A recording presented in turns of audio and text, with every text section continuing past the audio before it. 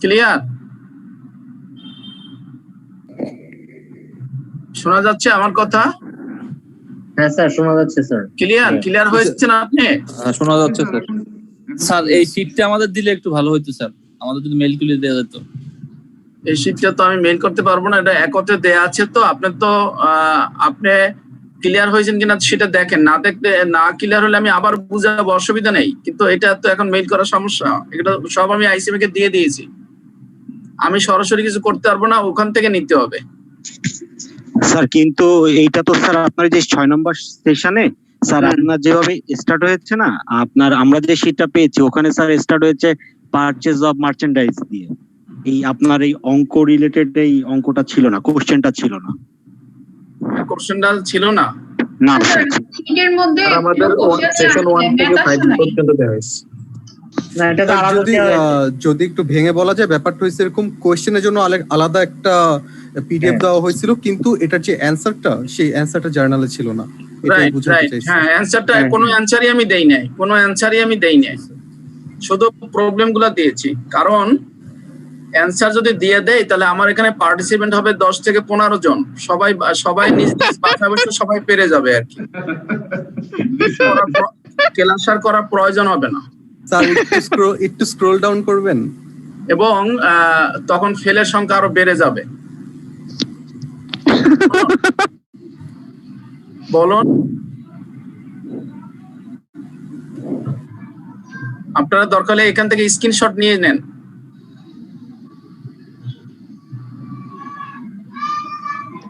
Clear হয়েছেন? আপনি যিনি কোশ্চেন করেছিলেন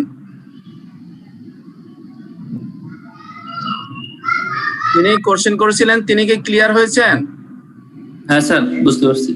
ওকে, তাহলে আমরা কি শুরু করব নূতন ইসে? Yes sir. ওকে আচ্ছা, 3 অক্টোবর। 3 অক্টোবর বলুন।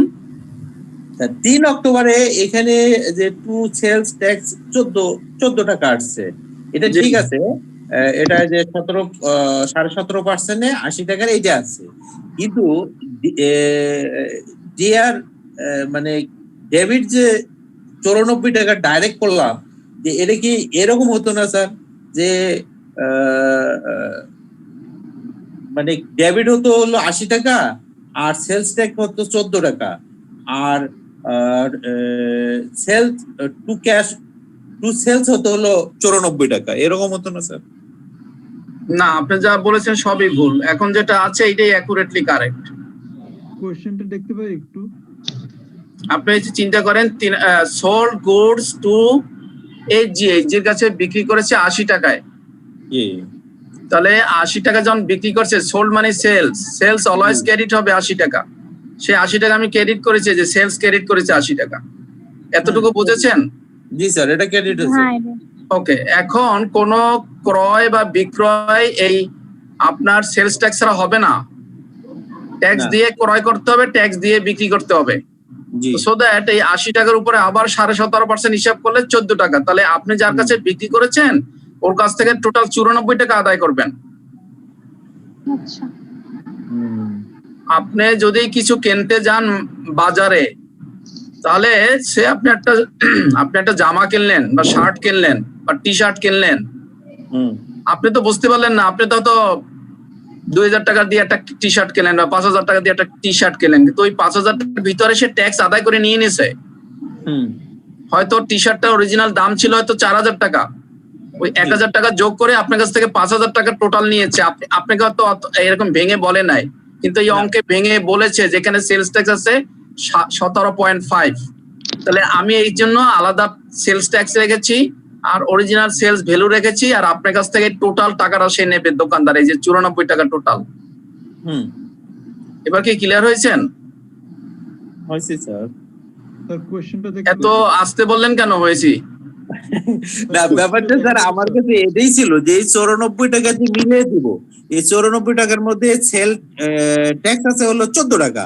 তাহলে যদি আমি এইচজি অ্যাকাউন্টে 80 টাকা দিছি, আবার সেলস ট্যাক্স 14 টাকা দিছি, ওই তো 94 টাকাই হলো। আর টু সেলস হলো আপনি দেননি তো, আপনি ভুল বলতেছেন। আপনি দিছেন কোথায়? আপনি বারবার দিছেন বলতেছেন কেন? আপনি বিক্রি করেছেন। আপনি 80 টাকায় জিনিস বিক্রি করেছেন, এটা তো সেল হয়েছে, আপনি তো সেল করেছেন। এখন বাকিতে সেল হয়েছে। আপনি যখন সেল করেছেন, আপনি যখন সেল করেছেন, ধরুন আপনি নিজে একজন ব্যবসায়ী, আপনি একটা টি শার্টের দোকান আছে আপনার কাছে। এখন আপনি যখন একটা টি শার্ট বিক্রি করলেন, তখন মনে করেন আপনি বিক্রি করেছেন 94 টাকায়। জি, আপনি টি শার্টটা ধরেন বিক্রি করেছেন 94 টাকা। এখন আপনি নিজে যখন এন্ট্রি করবেন, তখন আপনার খাতায় আপনি 80 টাকা সেলস দেখাবেন, আর গভর্নমেন্টকে আপনি 14 টাকা দিয়ে দেবেন। আপনি যার কাছে বিক্রি করছেন তার কাছ থেকে 94 টাকায় আদায় করবেন। আচ্ছা, এবার কি বুঝেছেন নাকি না? ঠিক আছে, ঠিক বুঝতে পেরেছি। না, খুব বেশি জোরে বললেন না। না, পারছি স্যার, এবার পারছি। স্যার নন কমার্স তো এই জন্য স্যার। না, নন কমার্স হলে আপনি তো কিছু তো কেনাকাটা করেন নাকি? জি স্যার। কেনাকাটা করলে আপনি যখন যেই টাকা দিয়ে কিনলেন, সেই টাকাই হলো 94, আপনি 94 টাকা দিয়ে কিনলেন। আচ্ছা, কিন্তু তার ভিতরে অরিজিনালি জিনিসের দাম হলো 80 টাকা, আর হলো ট্যাক্স আছে 14 টাকা। আপনি যদি একটা ঔষধ কিনতে যান, ঔষধের উপরে দেখবেন যে ইনক্লুডিং ট্যাক্স। হ্যাঁ, তো ট্যাক্স সহ আপনি এই ওষুধটা কিনেছেন 94 টাকা। জি, এখন ট্যাক্স কত আপনি তো জানেন না, না, তো ওই দোকানদার জানে ওখানে ট্যাক্স কত, সেই 14 টাকা আলাদা করে রেখে দিছে। জি স্যার, আপনি তো জানার দরকার নেই, আপনার জানতে হবে আপনি কত টাকা দিয়ে ওষুধ কিনবেন। আপনি ওষুধ কিনেছেন একটা প্যাকেট 94 টাকা দিয়ে। Clear sir. স্যার এই দেশের বাইরে মনে হয় এক্সক্লুডিং ট্যাক্স হয় বেশি, আর বাংলাদেশে ইনক্লুডিং ট্যাক্স হয় বেশি, এই জন্য আমাদের এই কনফিউশনটা হয় মনে হয়। হ্যাঁ, রাইট, আমাদের ম্যাক্সিমাম ইনক্লুডিং ট্যাক্স থাকে, এটা ঠিক বলেছেন। আপনি যে কোনো পণ্যে দেখবেন, আবার অনেক সময় পণ্যে যারা ব্র্যান্ডে দেখবেন, ব্র্যান্ডের দোকানে যদি যান, বলা থাকে 5000 টাকা আপনার লিস্ট প্রাইস, আর 500 টাকা ট্যাক্স, টোটাল 5500, এভাবে বলা থাকে অনেক জায়গায়। আবার এখন কিন্তু অনেক জায়গায় এরকম ক্লিয়ার বলা থাকে। অথবা ট্যাক্সের পরিবর্তে ভ্যাট পাবেন, ভ্যাট বাংলাদেশে ম্যাক্সিমামই ভ্যাট পাবেন, যে 5000 টাকা পণ্যের দাম, ভ্যাট 500, টোটাল প্রাইস হলো 5500। ওই সেই জিনিসটাই আমি এখানে আলাদা করেছি। স্যার ওই কারেকশনে যাব এখন স্যার, কারেকশনে একটা যান কারেকশনে, বলেন। 3 নাম্বারটা স্যার, 3 নম্বর সি। হ্যাঁ, কি বলেছে? The first salary payment this month April, that means April মাসে যখন পেমেন্ট করেছে বেতন, তখন 1900 টাকা সে পেমেন্ট করেছে। জি, হুইচ ইনক্লুড মানে এই 1900 টাকার ভিতরে। জি, হুইচ ইনক্লুড বলতে এই 1900 টাকার ভিতরে কি আছে? টাকা 700 টাকা আছে। কি জন্য আছে? Of salary payable on March 31, অর্থাৎ মার্চ 31-এরও বেতন আছে 700 টাকা, আর এপ্রিল মাসের বেতন হলো 1200। এই টোটালটা আপনি দিয়ে দিয়েছেন 1900। জি, তাহলে 1900 জন পেমেন্ট করেছেন, এপ্রিল মাসের 1200 আর গত মাসে 700 টাকা, টোটাল 1900 টাকা পেমেন্ট করেছেন। এখন বলেছে the payment was recorded as a debit to salary and wages expenses 1900 টাকা। এটা আগে আপনি লেখেন খাতায় যে স্যালারি এন্ড ওয়েজেস এক্সপেন্সেস 1900 টাকা ডেবিট করেন। ডেবিট 1900 লেখছি স্যার। হ্যাঁ, ক্রেডিট করেন 1900 ক্যাশ। হ্যাঁ, এটা হলো সে করেছে অলরেডি, সে এটা ডান, সেটা রেকর্ড করেছে।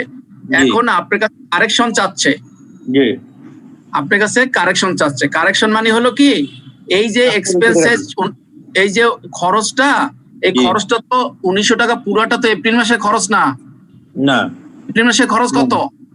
1200, আর 700 তো মার্চ মাসের খরচ।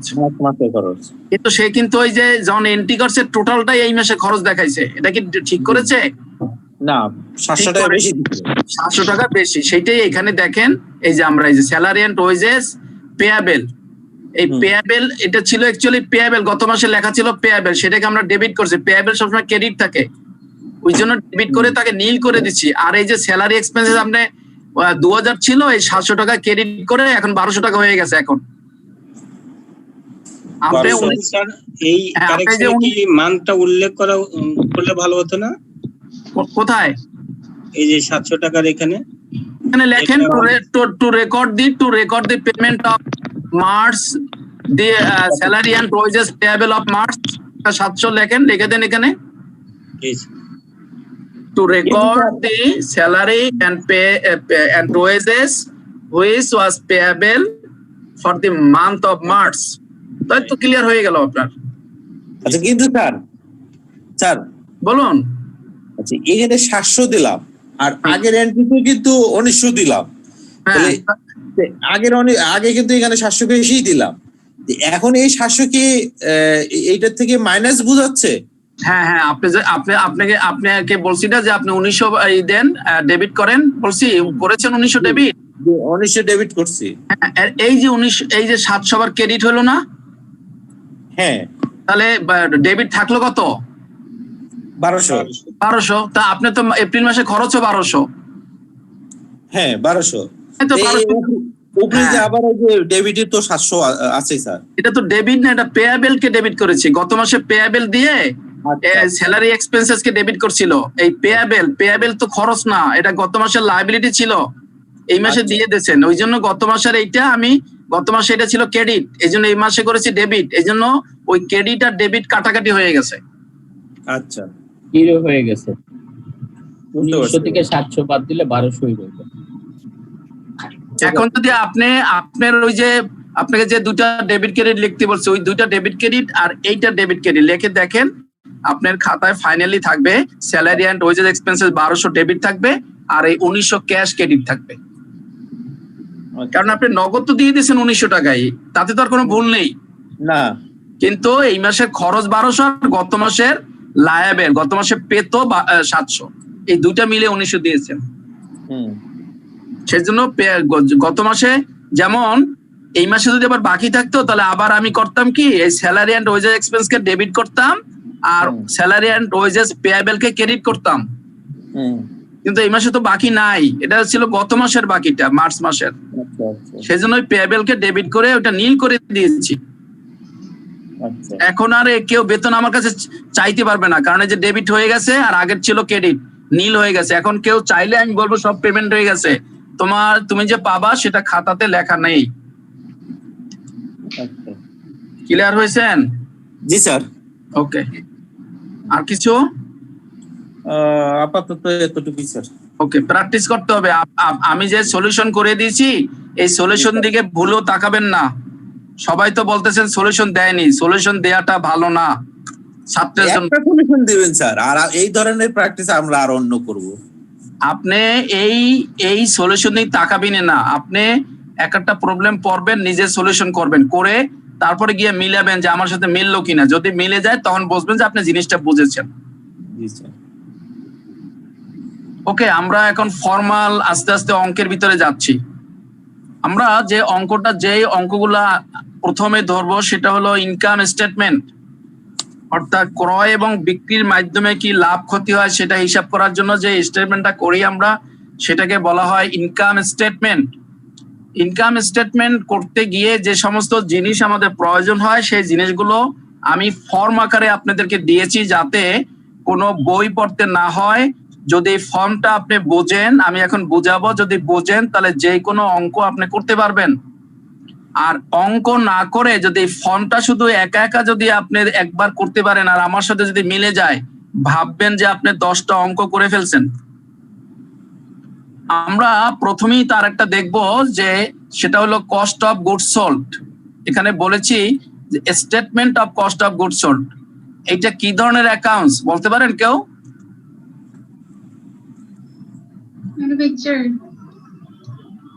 না, আমি অ্যাকাউন্টস পড়িয়েছি। অ্যাকাউন্টস মেইনলি কত রকমের?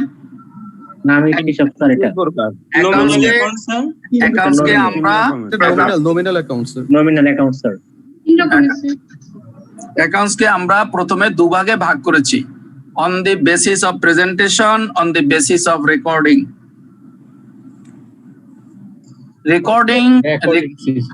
রেকর্ডিংকে আমরা 3টা ভাগ করেছি আর প্রেজেন্টেশনকে আমরা 4টা ভাগ করেছি। সেখানে বলেছিলাম যে একটা tabular format, it is a tabular format, it is also tabular format. সেই জন্য আমরা বলেছি স্টেটমেন্ট, জিনিস সবগুলো বুঝতে হবে clear. It is also a account, কিন্তু কিভাবে আমি দেখাচ্ছি, একটা টেবিলের মাধ্যমে দেখাচ্ছি। So that সেজন্য জি টি ফর্মে না স্যার এটা? টি ফর্মে তো আমি দেখাচ্ছি না, আমি তো দেখাচ্ছি স্টেটমেন্ট ফর্মে, যে উপরে লিখে দিচ্ছি statement, not T form, statement ফর্মে দেখাচ্ছি, টেবুলার ফরম্যাটে দেখাচ্ছি। সো প্রথমে যদি কখনো কোনো অঙ্ক আসে, প্রথমে দেখবেন যে কোশ্চেনের মধ্যে কোনো কোম্পানির নাম আছে কিনা, নামটা আগে লিখবেন, নেম অফ দ্য কোম্পানি। এটা হলো ফার্স্ট কাজ আপনার। তারপরে কি করতে বলেছে, যদি কস্ট অফ গুডস সোল্ড বের করতে বলে, তাহলে আমরা লিখবো statement of cost of goods sold. Cost of goods sold হলো যে কোনো পণ্য বিক্রি করতে হলে তার সেই পণ্য বিক্রি করতে গিয়ে কত খরচ, সেটাকে আমরা বলি কস্ট অফ গুডস সোল্ড। যেই পণ্যটা আমি বিক্রি করলাম, করে ফেলছি অলরেডি, আমার কাছ থেকে চলে গেছে, সোল্ড অলরেডি আমার কাছ থেকে চলে গেছে, তার খরচ কত ছিল সেইটার থেকে সেইটা হিসেব আমরা করব, সেটাকে আমরা বলি statement of cost of goods sold. যে পণ্যটা বিক্রি করা হয়ে গেছে তার খরচ কত।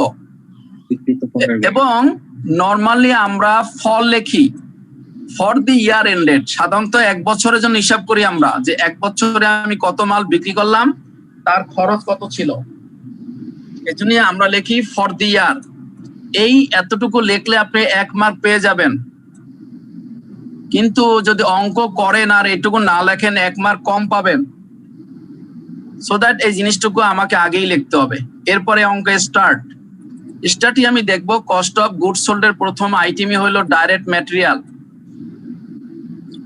এই কস্ট অফ গুডস সোল্ডে নরমালি আপনার তিনটা জিনিস নিয়ে আমরা খরচ হিসাব করি। এই কস্ট অফ গুডস সোল্ড বের করি 3টা আইটেম মাত্র। প্রথম আইটেমটাকে বলে ম্যাটেরিয়াল, দ্বিতীয় আইটেমটাকে বলে লেবার, তৃতীয় আইটেমটাকে বলে ওভারহেড। এই 3টা জিনিস মিলে সমস্ত খরচ। যারা নন কমার্স বুঝতেছেন কথাগুলো, স্যার এগুলো ম্যানেজারাল অ্যাকাউন্টে তো পড়ছি স্যার, আমরা কয়দিন আগে। জি স্যার ম্যানেজারাল অ্যাকাউন্টে কয়দিন আগে পড়ছি স্যার, সবার জানার কথা। হ্যাঁ, সবাই জানার কথা, তবে তার সাথে হয়তো একটু ডিফারেন্স হতেও পারে। হলে হলো, না হলে তো ভালোই, রিপিট হলো আপনাদের জন্য ভালো হলো, আমার জন্য বোঝাতে সুবিধা হবে। সো দ্যাট আমরা কস্ট অফ গুডস সোল্ড যখনই করব, তখনই আমরা ধরে নেব যে 3টা আইটেম নিয়ে খরচ বের করে। প্রথম হলো ম্যাটেরিয়াল, তারপর হলো লেবার, তারপর হলো ফ্যাক্টরি ওভারহেড। এখন ম্যাটেরিয়ালের ভিতরে আপনার যদি আপনার ম্যানুফ্যাকচারিং যদি আপনার কোম্পানি হয়, যে কোম্পানি আপনার পণ্য তৈরি করে বিক্রি করে, তার জন্য হবে র মেটেরিয়াল থেকে তার শুরু হবে। আর যদি সে পণ্য কিনে পণ্য বিক্রি করে, তার জন্য শুধু হবে মেটেরিয়াল, র আর হবে না, র মেটেরিয়ালটা হবে না, কারণ সে পণ্য কিনে পণ্য বিক্রি করে। আর যদি কেউ পণ্য তৈরি করে বিক্রি করে, তার জন্য হবে র মেটেরিয়াল। তো আমরা প্রথমেই বিগিনিং র মেটেরিয়াল, অর্থাৎ আপনার ফ্যাক্টরিতে প্রথমে আমরা বছরে প্রথমে আমার হাতে কি ম্যাটেরিয়াল ছিল সেই ফিগারটা আমি নেব আগে। এইটা আমি পাবো কোথায় বলতে পারেন? ওই যদি প্রিভিয়াস ইয়ারের ক্লোজিং ব্যালেন্স, যে প্রিভিয়াস ইয়ারের ক্লোজিং ব্যালেন্সে পাওয়া যাবে। যিনি বলেছেন যে ম্যানেজমেন্ট অ্যাকাউন্টিং এ পড়েছেন, তিনি বলেন তো এটা কোথায় পাওয়া যায়? কোনটা স্যার? এই যে রাইট, ট্রায়াল ব্যালেন্স থাকবে এটা। হ্যাঁ, আর এটা হলো বিগিনিং র মেটেরিয়াল। তাহলে ক্লোজিং র মেটেরিয়ালটা কোথায় পাবো? নিচে স্যার অ্যাডজাস্টমেন্টে। যারা নন কমার্স তারা এখান থেকে শিখে নিলেন যে ওপেনিং সবসময় থাকে ট্রায়াল ব্যালেন্সে, আর ক্লোজিং সবসময় থাকবে অ্যাডজাস্টমেন্ট এন্ট্রিতে। জি স্যার। তো আমরা ট্রায়াল ব্যালেন্স দেখে, ট্রায়াল ব্যালেন্সের কোন সাইডে থাকবে, ডেবিট না ক্রেডিট পাশে? ডেবিট পাশে স্যার। কারণ ম্যাটেরিয়ালটা হলো রিয়াল অ্যাকাউন্ট। জি স্যার। রিয়াল অ্যাকাউন্ট এবং অ্যাসেট, সেই জন্য সে ডেবিট পাশে থাকবে। তাহলে আমরা ট্রায়াল ব্যালেন্স থেকে বিগিনিং ইনভেন্টরিটা নেব, তার সাথে আমি এবার যোগ করব আমি আবার কি কিনেছি এবছর, র মেটেরিয়াল কি কি কিনেছি, র মেটেরিয়াল পারচেজটা আমি যোগ করব। পারচেজ যোগ করার আগে পারচেজের সাথে আরো কিছু অ্যাডজাস্টমেন্ট আছে, সেটা করে নিতে হবে। যেমন আমি কিছু ফেরত দিতে পারি, কেনার পরে কিছু মাল ফেরত দিতে পারি, কিছু আমি অ্যালাউন্স পেতে পারি, কিছু আমি ডিসকাউন্ট পেতে পারি।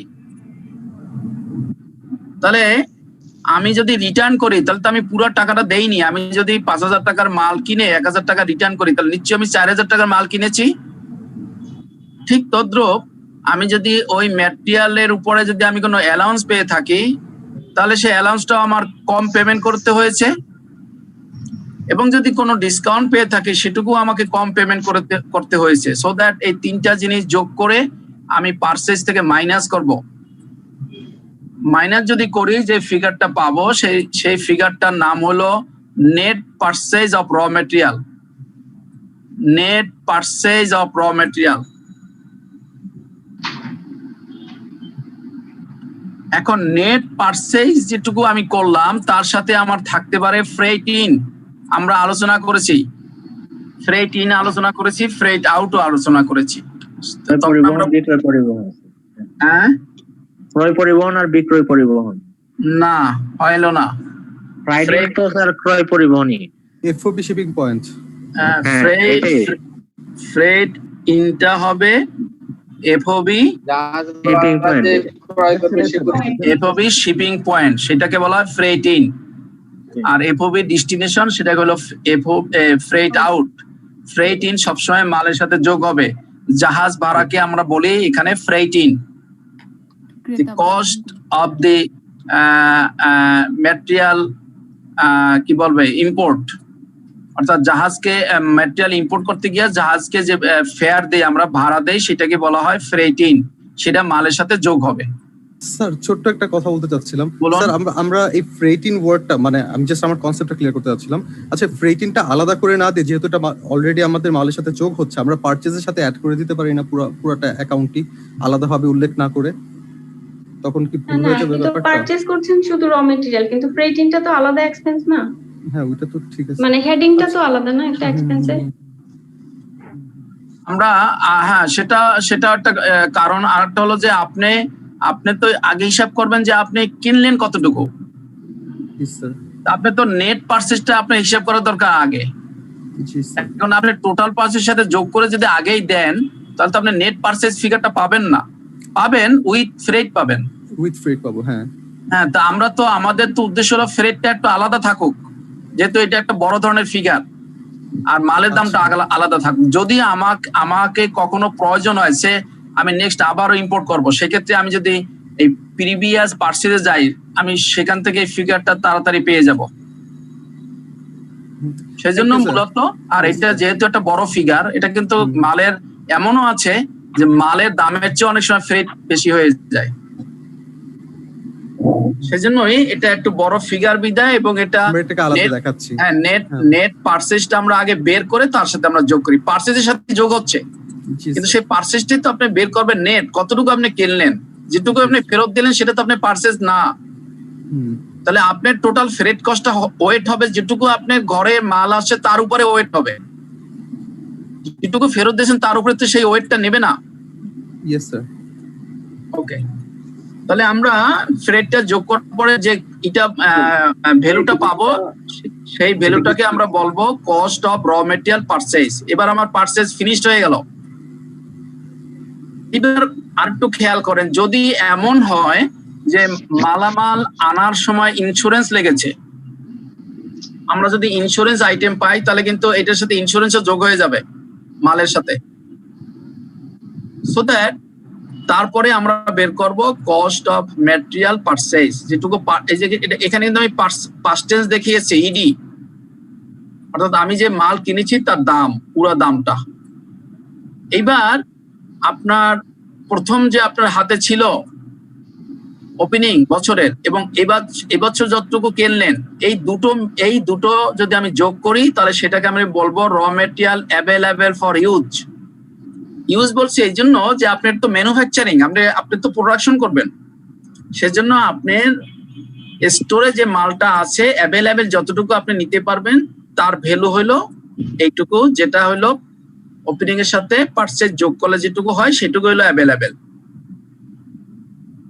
এখন আপনি যদি অ্যাভেলেবেল থেকে আপনি আপনার হাতে ক্লোজিং যে এই ম্যাটেরিয়ালটা থাকবে সেটুকু যদি আমি মাইনাস করি, তাহলে প্রকৃতপক্ষে আপনি কতটুকু আপনি ইউজ করেছেন ম্যাটেরিয়াল সেই ফিগারটা পেয়ে যাব। সেটাকে বলা হয় র ম্যাটেরিয়াল ইউজ, কতটুকু আপনি ব্যবহার করেছেন। তাহলে আমি কোনো প্রোডাকশনে টোটাল মাল, টোটাল র মেটেরিয়াল কতটুকু ইউজ করছি সেই ফিগারটা পেয়ে গেলাম।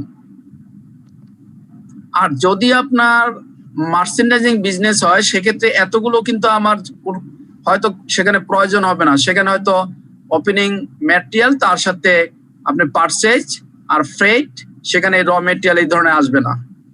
সো দ্যাট আমরা কতটুকু র মেটেরিয়াল ইউজ করলাম সেই ফিগারটা পেলাম। 3টা আইটেমের মধ্যে একটা আইটেম পেয়ে গেলাম ম্যাটেরিয়াল। এইবার আসেন লেবার। লেবার হলো সেই লেবার যে লেবারটা যদি অ্যাবসেন্ট থাকে, তাহলে আপনার প্রোডাকশন যদি হ্যাম্পার হয় সেটাকে আমরা বলবো ডাইরেক্ট লেবার। আর যদি এমন হয় যে কোনো লেবার না আসলেও আপনার প্রোডাকশন হ্যাম্পার হবে না, সেটাকে আমরা বলি ইনডাইরেক্ট লেবার। তাহলে এখানে ম্যাটেরিয়ালের সাথে আমি যোগ করব ডাইরেক্ট লেবার, যে লেবারটা সরাসরি প্রোডাকশনের সাথে জড়িত, সেই লেবারের খরচটা আমি যোগ করব, তাকে কত দিয়েছি ওয়েজেস। এই ম্যাটেরিয়াল এবং লেবার এই দুটো ফিগার যোগ করলে যেটা আমরা পাবো সেটাকে নরমালি বলা হয় prime cost. Prime cost is equal to direct material plus direct labour is called prime cost. Now third item, the factory overhead. Factory overhead হলো এই ম্যাটেরিয়াল এবং ডাইরেক্ট লেবার ব্যতিরেকে, এই দুটো আইটেম ব্যতিরেকে ফ্যাক্টরিতে যা কিছু ব্যবহার হবে সেগুলা কি আমরা বলবো ফ্যাক্টরি ওভারহেড। যে জিনিসটাকে আমি ডাইরেক্ট ম্যাটেরিয়াল বলতে পারবো না, যে জিনিসটাকে আমি ডাইরেক্ট লেবার বলতে পারবো না, সেই আইটেমগুলো হবে ফ্যাক্টরি ওভারহেড। তাহলে ফ্যাক্টরি ওভারহেড কোনটা হবে আমার শেখার দরকার নাই, আমি শুধু শিখবো is it is direct material, is it is direct labour. যদি তাই না হয় তাহলেই সেই স্যার প্রাইম কস্টটা আবার একটু বলতেন sir. K plus I, sir I হচ্ছে ডাইরেক্ট লেবার আর কে হচ্ছে স্যার র মেটেরিয়ালস ইউজ, এই দুইটা দেখা প্রাইম কস্ট। কে প্লাস এটা এল ডাইরেক্ট এল মানে ডিরেক্ট লেবার। এই যে এইটা যে কে এল এল, এই যে এলটা ডাইরেক্ট লেবার এল, আর কে মানে হলো কোনটা, কে র মেটেরিয়ালস ইউজ, এই যে র মেটেরিয়াল, রাইট র মেটেরিয়াল। তাহলে র মেটেরিয়াল আপনি যেটুকু ইউজ করেছেন এবং ডাইরেক্ট লেবার যতটুকু ইউজ করেছেন, এই দুটো মিলেই হলো প্রাইম কস্ট। এবং হ্যাঁ আপনি যদি আপনি শুধু খেয়াল করবেন যে 3টে আইটেম নিয়ে হলো cost of goods sold, material, labour, overhead.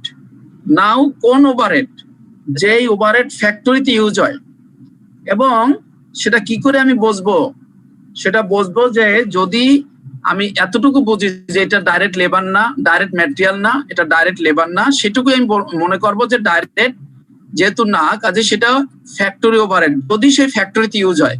আর ফ্যাক্টরিতে যদি ইউজ না হয় তাহলে কিন্তু সে ওভারহেড, বাট ফ্যাক্টরি ওভারহেড না। সো দ্যাট ফ্যাক্টরি ওভারহেড হতেই হলে except direct material, except direct labour, but use in factory, সেটাকে আমরা বলবো ফ্যাক্টরি ওভারহেড। কিছু উদাহরণ আমি এখানে দেখিয়েছি, যেমন ইনডাইরেক্ট লেবার, আগেই বলেছি যে লেবারের উপরে আমার প্রোডাকশন নির্ভর করে না। যেমন কোন ফ্যাক্টরিতে যদি সুইপার থাকে তার উপরে আমার প্রোডাকশন নির্ভর করে না, সে শুধু পরিষ্কার করে। যদি এমন হয় যে আমার মেশিনারি একজনে তৈল দিয়ে যাচ্ছে, তাহলে সে তৈল না দিলে মেশিনে ওদিন চলবে, তাকে আমরা বলবো ইনডাইরেক্ট লেবার। অথবা যদি এমন হয় যে ফ্যাক্টরির ভিতরে আমার পরিষ্কার পরিচ্ছন্নতার জন্য আমি লেবার খাটিয়েছি, that is called indirect labour, কারণ সেই লেবার দিয়ে আমার প্রোডাকশন হ্যাম্পার হচ্ছে না। এই ধরনের লেবার কি আমরা বলবো ইনডাইরেক্ট লেবার।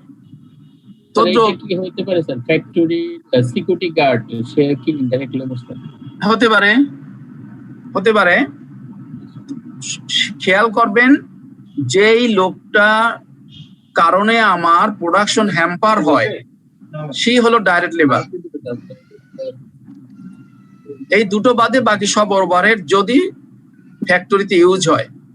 নাও দি ইনডাইরেক্ট ম্যাটেরিয়াল, যে ম্যাটেরিয়ালের উপরে আমার প্রোডাকশন নির্ভর করে না, যেমন মনে করেন যে লুব্রিকেট মেশিনে তৈল দেয়, সেই তৈলটা ডাইরেক্ট না, ওটা তৈলটা একদিন দিলেও হবে না দিলেও হবে, that is called indirect material. অথবা আপনার এমন কোন পণ্য যে জিনিসটা আপনার ফ্যাক্টরিতে ইউজ হয় কিন্তু প্রোডাকশনের সাথে ডাইরেক্ট রিলেটেড না, সেই ধরনের যে কোনো ম্যাটেরিয়ালই হোক না কেন সেটা কি আমরা বলবো ইনডাইরেক্ট ম্যাটেরিয়াল। আর ইনডাইরেক্ট ম্যাটেরিয়াল হলে অবশ্যই সেটা ফ্যাক্টরি ওভারহেড। ফ্যাক্টরি রেন্ট যদি ভাড়া দিতে হয়, that is also factory overhead, কারণ সে ডাইরেক্ট লেবারও না ডাইরেক্ট ম্যাটেরিয়ালও না। লাইট, হিট অ্যান্ড ফ্যাক্টরির ভিতরে যদি আপনার কোনো আলোর ব্যবস্থা করা হয়, আলোর যে বিলটা আসবে সেটা হলো আপনার ফ্যাক্টরি ওভারহেড। আপনার যে মেশিনটা চলে সেই মেশিনের ডেপ্রিসিয়েশনটা হলো factory overhead. Depreciation of factory equipment, যে ইকুইপমেন্ট গুলা আপনার কাজ করে প্রোডাকশন করে যে মেশিন, সেই মেশিনের যে ডেপ্রিসিয়েশন সেটাকে আমরা বলি factory overhead. Then factory supplies. Do you know the factory supplies?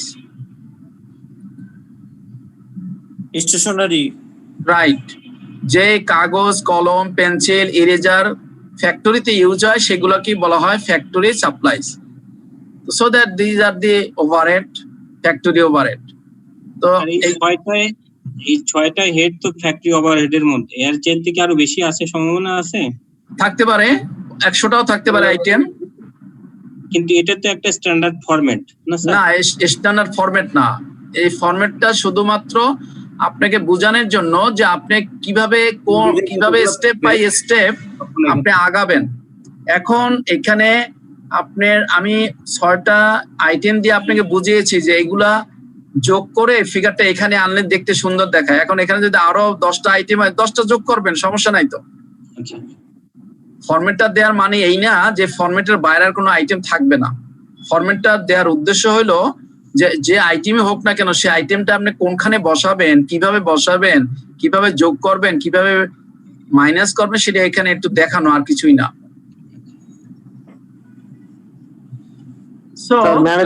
ম্যানেজারের বেতন কি কস্ট? ম্যানেজার কি ফ্যাক্টরির ম্যানেজার, মার্কেটিং ম্যানেজার? হ্যাঁ, মার্কেটিং ম্যানেজার। জি স্যার। না, সেটা ফ্যাক্টরি কস্ট না। ফ্যাক্টরি সুপারভাইজার তাহলে তো sir factory overhead. Factory supervisor হলো সে ফ্যাক্টরি ওভারহেড। স্যার একটা কোম্পানি সাবান তৈরি করে, সাবানের মার্কেটিং যে ম্যানেজার তার বসটা কোথায় যাবে? ইনডাইরেক্ট লেবারে যাবে না ডাইরেক্ট? সেটা আমরা একটু পরে দেখবো, পাবেন। Okay sir. এবার আমরা টোটাল ফ্যাক্টরি গুলোকে যোগ করে ফিগারটা নিয়ে আসবো। এইবার আমি 3টা ফিগার পেয়ে গেলাম, একটা ম্যাটেরিয়াল, একটা লেবার, একটা ফ্যাক্টরি ওভারহেড। এবং ম্যাটেরিয়াল লেবারকে আমি আগেই প্রাইম কস্ট হিসেবে আমি এটাকে হেডিং দিয়েছি, তাহলে কাজে প্রাইম কস্টের সাথে যদি আমি এবার ফ্যাক্টরি ওভারহেড যোগ করি তাহলে হবে টোটাল ম্যানুফ্যাকচারিং কস্ট। একটু খেয়াল করবেন, আইএনজি যোগ আছে, টোটাল ম্যানুফ্যাকচারিং কস্ট, অর্থাৎ প্রোডাকশন করতে যে খরচটা সেটুকু আমি বুঝিয়েছি এখানে, টোটাল ম্যানুফ্যাকচারিং কস্ট। এর সাথে আপনার ওপেনিং ডব্লিউআইপি থাকতে পারে। ডব্লিউআইপি মানে হলো ওয়ার্ক ইন প্রসেস বা ওয়ার্ক ইন প্রোগ্রেস। সেটা কি রকমের? ধরুন আপনার একটা শার্ট বানানো হয়েছে, কিন্তু সেই আপনার গার্মেন্টস ফ্যাক্টরিতে সেই শার্টটাকে আপনার বুতাম লাগানো হয়নি, শার্টটা ওয়াশ করা হয়নি, শার্টটা আয়রন করা হয়নি, কাজে সেটা এখন প্যাকেট হতে পারে না। কারণ আগে বুতাম লাগাবে, তারপর ওয়াশ করবে, তারপর আয়রন করবে, তারপর প্যাকেট হবে। কাজে এই কাজগুলো যেহেতু এখনো বাকি আছে সেইগুলো কি আমরা বলবো ডব্লিউআইপি। হয়তো সামান্য এমন হতে পারে শুধু ওয়াশ বাকি আছে, এমন হতে পারে শুধু আয়রনটা বাকি আছে। হ্যাঁ, সেগুলাকে আমরা বলি ওয়ার্ক ইন প্রসেস বা ওয়ার্ক ইন প্রোগ্রেস। তো সেই রকমের যদি কোনো ওপেনিং থাকে, সেই ওপেনিংটা আমি যোগ করে নেব, আমার এবছর যেটা প্রোডাকশন হচ্ছে তার সাথে যোগ করব। কারণ আমার এবছর যেটা প্রোডাকশন হয়েছে সেটা ফিনিশড গুডস হয়নি এখনো, তার হয়তো বোতাম লাগানো বাকি আছে, তার হয়তো ওয়াশিং করা বাকি আছে, তার হয়তো আয়রন করা বাকি আছে, প্যাকেট হয়নি এখনো। সো দ্যাট প্যাকেটের আগ পর্যন্ত হলো WIP। নাও যদি ওপেনিং থাকে তাহলে ক্লোজিংও থাকতে পারে। তাহলে ওপেনিংটা যোগ করার পরে যে ফিগারটা পাবো, সেই ফিগারটাকে আমি বলবো cost of goods in process. Cost of goods in process, তার সাথে যদি আমি ক্লোজিং WIP যদি মাইনাস করে দেই, অর্থাৎ আমার হাতে এখন যেটা আছে সেটা যদি মাইনাস করে দেই, যেটা আমি পাবো সেটাকে আমি বলি cost of goods manufactured. That means finished হয়ে গেল, সেজন্য কস্ট অফ গুডস ম্যানুফ্যাকচার্ড বলতেছি। আর আগেরটা ছিল ম্যানুফ্যাকচারিং।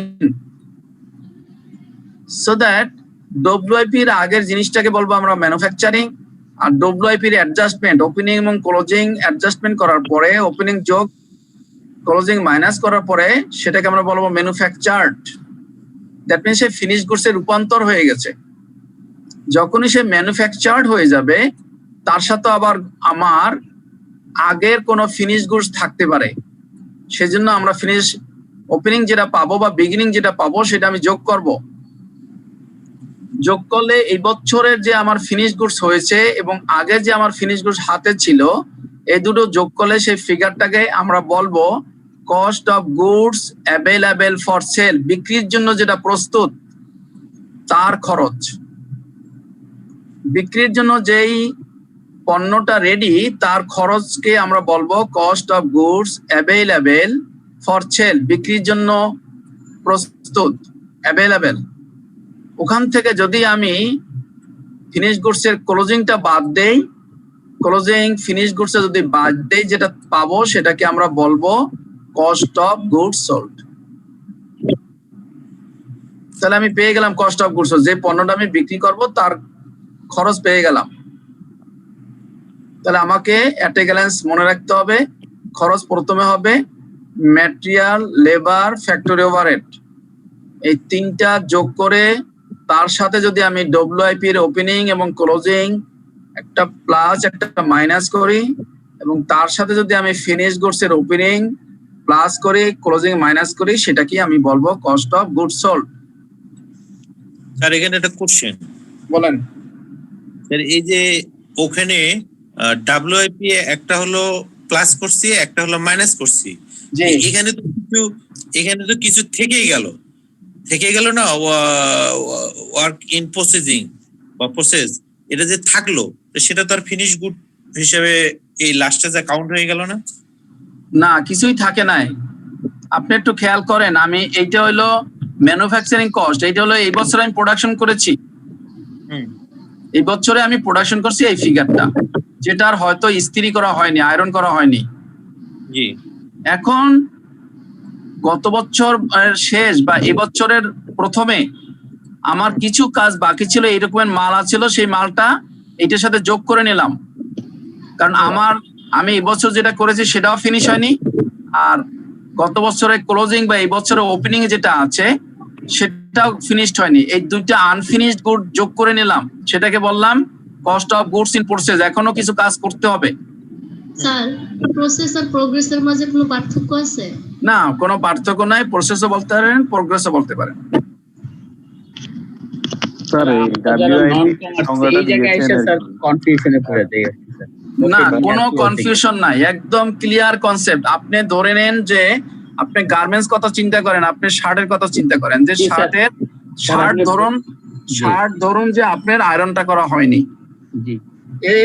এই আয়রন ব্যতিরেকে সব কাজ হয়ে গেছে, সেটাকে আমরা বলবো WIP। আর আয়রন হয়ে গেলে প্যাকেট হবে, সেটাকে বলবো আমি ফিনিশড গুডস। সো দ্যাট আপনি এই বছর যেটা করেছেন আর আপনার আগেরও তো হাতে কিছু থাকতে পারে, হ্যাঁ, তো সেইটা যোগ করবেন। যোগ করলে তো আপনার টোটাল কতটুকু কাজ করতে হবে এখন সেই জিনিসটা পেয়ে গেলেন। আগে আপনি মনে করেন 100 জামা এবছর আপনি বানিয়েছেন, এবং এই বানানোর আগে আপনার আর আগেই হাতে ছিল 50টা জামা যেগুলার ইস্ত্রি করা হয়নি, আর এখন বানিয়েছেন 100।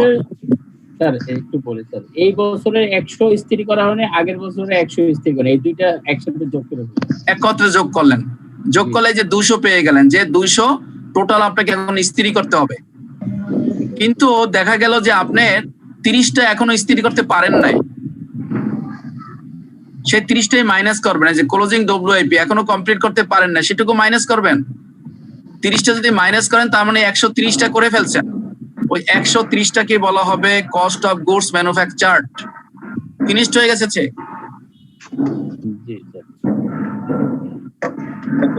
ফিনিশড হওয়ার সাথে সাথে যখন আপনি প্যাকেট করে ফেললেন, এই প্যাকেট ম্যাটেরিয়াল আপনার আগেরও থাকতে পারে, সেটাকে আমরা বিগিনিং বলি।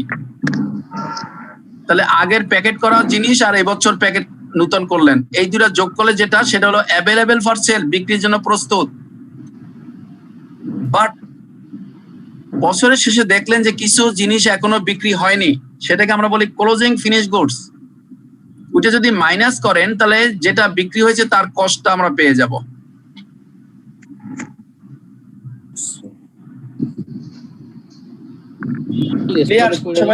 ওইটা বাদ দিলে আমরা বিক্রিত মালটা আমরা পাই যাবো কষ্ট করে। আমরা যদি কখনো আমরা কস্ট অফ গুডস সোল্ড আসে, আমরা এইভাবে করব যাতে আমাদের কোনো কনফিউশন না থাকে, এবং স্টেপ বাই স্টেপ। অনেক সময় আমরা একই অঙ্ক হয়ে গেলে কিন্তু তারপরও দেখা যায় যে দুটো খাতার মধ্যে হয়তো 1 বা 2 মার্কের ডিফারেন্স হয়ে যায়। যিনি এইভাবে স্টেপ বাই স্টেপ দেখাবেন এবং প্রত্যেকটা স্টেপের নাম দিবেন, সে যদি একটা অঙ্কে 20-এর মধ্যে 20 পায়, আর যিনি এই প্রাইম কস্ট লিখবেন না, যিনি এই যে টোটাল ম্যানুফ্যাকচারিং কস্ট লিখবেন না, যিনি total cost of goods in process লিখবেন না, যিনি প্রাইম কস্ট লিখবেন না, সে নিশ্চয়ই 2 মার্ক কম পাবে। সো দ্যাট যখনই কোনো অঙ্ক করবেন এই জিনিসগুলো খেয়াল করবেন এবং প্রত্যেকটা স্টেপ মনে রাখবেন। এবং মনে রাখার সব থেকে সহজ উপায় হলো যে সবসময় ভাববেন যে কস্ট অফ গুডস 3টা আইটেম মেনলি, সেটা হলো ম্যাটেরিয়াল, লেবার এবং ফ্যাক্টরি ওভারহেড। এই 3টা হওয়ার পরেই আপনি চলে যাবেন ডব্লিউআইপি এর ওপেনিং ক্লোজিং আর ফিনিশ গুডস এর ওপেনিং ক্লোজিং, তাহলে আপনার কস্ট অফ গুডসটা বেড়ে যাবে।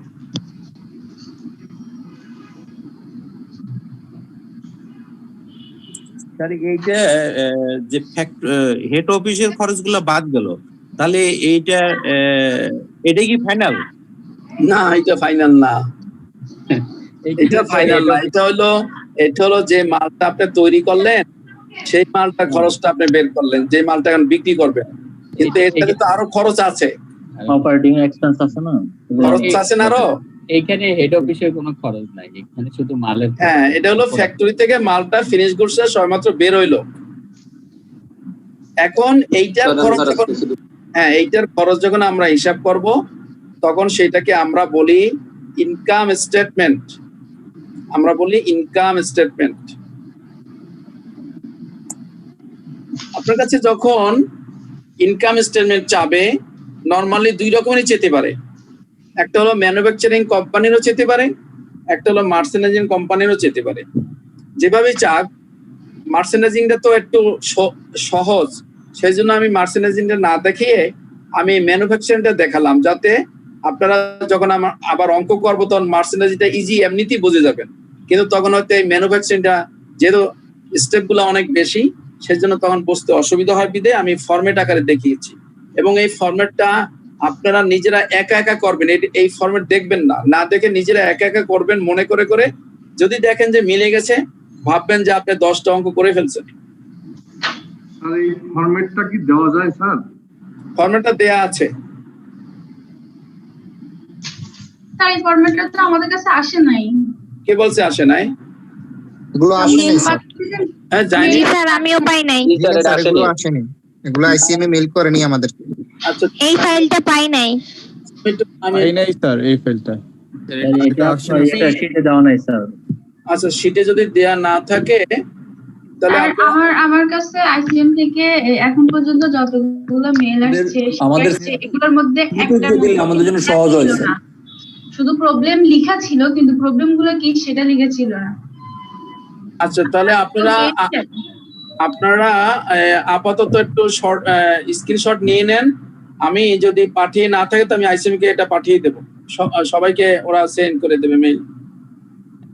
স্যার এটা যদি এক্সামে আসে আমাদের কি স্যার কোনো ছক করা লাগবে নাকি এইভাবে সাদা কাগজে আপনি যেভাবে করছেন? হ্যাঁ, ছক স্যার ছক করে দিলেই সুন্দর হয়, ভুল হওয়ার পসিবিলিটিস কম থাকে। হ্যাঁ, ছক যদি আপনি করতে সময়ও তো লাগে স্যার, আমরা 4-5টা করে করছি। সময় লাগে তাও ঠিক, সবগুলো টানতে হয়তো আপনার 5 মিনিট সময় লাগতে পারে। কাজে যদি আপনি স্টেপ বাই আপনি একটু প্র্যাকটিসের ব্যাপার আছে, যে আপনি অ্যাকচুয়ালি এখন মনে করেন সে ডিসকাউন্ট, আপনি যদি হুট করে ডিসকাউন্টটা এই মাথায় নিয়ে আসেন তাহলে দেখবেন যে আপনি সব এলোমেলো হয়ে গেছে। কাজে কোন আইটেমটা কোন ঘরে থাকতে পারে এইটাই হলো আপনার প্র্যাকটিস। আপনি যেমন এই যে ভাঁজ করে নেবেন, পেপারটা একটু ভাঁজ করে নিয়ে তারপরে লিখে দিবেন। বিগিনিং র মেটেরিয়াল, এখন বিগিনিং র মেটেরিয়াল তার এর সাথে আরো কিছু যোগ হবে, তো সেইটা যদি কোন ঘরে থাকে একটু প্র্যাকটিস করলেই দেখবেন যে অটোমেটিক্যালি আপনার কলমে চলে আসবে কোনটার পর কোনটা লিখতে হবে বা কোন। এখানে দেখেন 4টা কিন্তু কলাম আছে, অ্যাকচুয়ালি 1, 2, 3, 4টা। It is call multiple step cost of goods sold. আর আপনি যদি সব নিচে নিচে যোগ বিয়োগ করেন তাও হবে, কিন্তু যিনি এরকম স্টেপ বাই স্টেপ করবে তারটা দেখতে যত সুন্দর দেখাবে, আর যিনি একদম স্ট্রেট এরকমের সব যোগ বিয়োগ করে নিচে নিচে নামাবে তারটা অত সুন্দর লাগবে না। স্যার এটাই তো স্ট্যান্ডার্ড সিস্টেম, মাল্টিপল মাল্টিপ্লিকেশন সিস্টেমটা। জি, সো দ্যাট আমার মনে হয় যদি আপনারা করেন এইভাবেই করবেন, খাতা একটা সৌন্দর্যের একটা ব্যাপার আছে, দেখতে একটু সুন্দর দেখায়। আর অনেক সময় যারা খাতা দেখেন তারা অনেক সময় আপনার এই যে প্রাইম কস্টটা মিলিয়ে ফেলেন। এখন আপনার খাতা দেখে যদি প্রাইম কস্ট তাকে খুঁজতে হয় যে কোথায় প্রাইম কস্ট, তাহলে কিন্তু সে বিরক্ত হয়ে আপনাকে এমনিতে মার্ক কম দিয়ে ফেলবে। সো দ্যাট পেপার যদি একটু ভাঁজ করি তাতে কি কোনো অসুবিধা আছে? কোনো সমস্যা নেই, কোনো সমস্যা নেই, আপনি যেভাবে প্রেজেন্ট করতে পারেন। ওকে, নাও আমরা যেটা করব সেটা হলো, অনেকে অনেক কোশ্চেন করছেন, সেই কোশ্চেনের উত্তরগুলো এখন পেয়ে যাবেন। প্রথমে আবার আমরা চলে যাব সেই কোম্পানির নাম লিখবো, নাম লিখে ইনকাম স্টেটমেন্ট করব। It is also a multiple step. অনেক সময় কোশ্চেনে বলেও দেয় যে show the multiple step income statement, আবার অনেক সময় শুধু ইনকাম স্টেটমেন্ট বলে। যাই বলুক না কেন আমরা সবসময় মাল্টিপল স্টেপই করব। কোশ্চেনে বলা থাকলেও করবো, না থাকলেও করব। এটাও কিন্তু ফর দি ইয়ার, একটা বছরের জন্য। কাজে এই জিনিসগুলো সবসময় খেয়াল করবেন যে এই 3টা লাইন যেন কারো ভুল না হয়। এটা হলো সৌন্দর্য, আপনার অঙ্ক করার একটা সৌন্দর্য। এখানে সবসময় আমরা 1 মার্ক দেওয়ার চেষ্টা করি। যিনি এটা লিখেছেন তাকে অবশ্যই আমরা 1 মার্ক আগেই দেব। নাও দেখেন ইনকাম স্টেটমেন্টে কি কি আসবে। প্রথমে আসবে আপনার বিক্রি করে কত টাকা পেলেন সেই হিসাবটা আসবে আগে, সেজন্য আমরা বলি সেলস রেভিনিউ। সেলস রেভিনিউর ভিতরে আমরা হেডিং দিলাম সেলস। সেলস থেকে আপনি যে ফিগারটা পাবেন সেটা নিশ্চয়ই একদম আউটার কলমে চলে যাবে। তার সাথে যে অ্যাডজাস্টমেন্ট গুলো থাকবে সেগুলো আমরা মাইনাস করব। যেমন কি কি থাকতে পারে? সেলস রিটার্ন থাকতে পারে, সেলস অ্যালাউন্স থাকতে পারে, সেলস রিটার্ন অ্যান্ড অ্যালাউন্স থাকতে পারে, সেলস ডিসকাউন্ট থাকতে পারে। নরমালি 4টাই হবে, আইদার রিটার্ন অথবা অ্যালাউন্স অথবা রিটার্ন অ্যান্ড অ্যালাউন্স অথবা শুধু ডিসকাউন্ট। সবগুলোকে আমরা যোগ করব, যোগ করে আমরা একটা ফিগার আউটার কলমে নিয়ে যাব। নিয়ে গিয়ে আমি যদি সেলস থেকে মাইনাস করি তাহলে আমি নেট সেলস পাবো। স্যার একটু কোশ্চেন করি স্যার। আর অলিখিত বিক্রয় তো থাকতে পারে স্যার। হ্যাঁ, অলিখিত বিক্রয় মানে যা লেখা হয় না অ্যাডজাস্টমেন্টে থাকতে পারে না স্যার, সেটাও তো যোগ হবে। এটা ইংলিশটা কি হবে বলেন তো? ইংলিশটা অলিখিত বিক্রয়, হ্যাঁ এটা ইংলিশটা কি হতে পারে? ইংলিশটা হচ্ছে স্যার না হিডেন সেলস, না হিডেন না, এটা হতে পারে sold but not recorded, sold but not recorded, unrecorded sold, unrecorded sold, unrecorded sold. Sales হয়েছে কিন্তু রেকর্ড করা হয় নাকি ভুলে? জি অ্যাডজাস্টমেন্ট দেওয়া থাকে স্যার, এটা ট্রায়াল ব্যালেন্সের নিচে অ্যাডজাস্টমেন্টে দেওয়া থাকে। তাহলে এটার সাথে যোগ হবে হ্যাঁ স্যার, এটার সাথে যোগ হবে যদি অ্যাডজাস্টমেন্টে থাকে যে আমি একটা সেলস করেছি কিন্তু ভুলে বাদ পড়েছে, আমি হিসাব করিনি, তাহলে এটার সাথে অ্যাড আনরেকর্ডেড সেলস লিখে ফেলবেন, এখানে যোগ করে ফেলবেন। তারপরে ওখান থেকে আপনার এইগুলো বাদ দেবেন, বাদ দেওয়ার পরে নেট সেলসটা ফিগারটা পেয়ে যাবে। এই নেট সেলস পুরা আপনার আউটার কলামে একদম আপনার এটার সাথে এখন সব হিসাব নিকাশ হবে, কাজে এই ফিগারটা একদম আউটার কলামে চলে যাবে। স্যার ভ্যাট বা ট্যাক্স বাদ হবে না স্যার, যে সেলস ট্যাক্স বা ভ্যাট যদি থাকে? সেগুলো আমরা সব আইটেমই বাদ দেবো, একটু খেয়াল করেন, আমরা আস্তে আস্তে নিচে যাচ্ছি। স্যার এই যে যেগুলো বিয়োগ করলাম সেল থেকে, যে 4টা আইটেম, এই 4টা যে স্যার আমরা থার্ড কলামে লিখছি, এটা কি স্যার অন্য কলামে লিখলে সমস্যা আছে না? থার্ড কলামে লিখতে হবে। অন্য কলাম মানে কি ফার্স্ট কলামে লিখবেন? তাই জি জি স্যার, ফার্স্ট কলামে লেখেন। ইনার কলামে যোগ বিয়োগ করব না স্যার, ইনার কলামে যোগ বিয়োগ করে তারপর ওখানে নিয়ে যাব না সরাসরি? যান, আপনি যেভাবে আপনার কাছে সৌন্দর্য লাগবে আপনি সেভাবেই করতে পারেন। ইট ইজ নট কম্পালসারি যে এইভাবেই করতে হবে। এটা আমি আমার মনের মতন সাজিয়েছি, আপনি আপনার মনের মতন সাজান, কোনো সমস্যা নেই। ইট ইজ নট দি আপনার ফর্ম যে এইভাবে করতেই হবে তা না। আমি দেখতেছি যে এইভাবে সাজালে আমার কাছে একটু ভালো লাগতেছে, সেজন্য আমি এইভাবে সাজিয়েছি। এখানে তার বিকল্প কি দরকার আছে? এটা তো easy. Sales return, sales revenue এখানে দিলে অটোমেটিক এই কয়টা যোগফল আসে, ওইটার সাথে মাইনাস হয়েছে। এটা তো ইজি জিনিস না। ওই যোগ বিয়োগ গুলো যেটাতে করা হয় সেটাকে ইনার কলাম বলে আর কি। ওইটাতে আমরা যোগ বিয়োগ করে তারপরে cost of goods sold direct third কলামে নিয়ে যাব, তারপর ওখান থেকে মাইনাস করে নামাই দিলে আপনার কস্ট অফ গুডস সোল্ড বের হবে, এরকম আর কি। প্রয়োজন হয় না এটা, সবই ইজি আসলে, এক্সাম হলে গেলে মিলতে চায় না। এটাই সত্যি কথা। যে যেভাবে পারেন আমার কোনো আপত্তি নেই। আমার আপত্তি হলো যে সৌন্দর্যটা জানি থাকে খাতায় আর কি। একদম স্ট্রেট যদি যোগ বিয়োগ করেন তাহলে একটু আপনারা যে একটা প্রফেশনাল অ্যাকাউন্টেন্ট তার প্রমাণ কিভাবে দেখাবেন? না স্যার, মানে ঘর করে করলে খুব ক্লিয়ার লাগে, প্রফেশনাল মানে স্ট্যান্ডার্ড হয়। Trainee accountant sir. হ্যাঁ, আমরা এখন sir professional trainee accountant.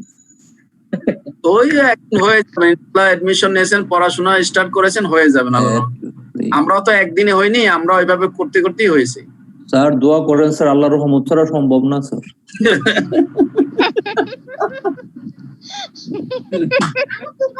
Sir যে করোনা পড়তে পারছে মহিলা দেখতে পাচ্ছি আর ভুলিয়ে এলো স্যার অবস্থা।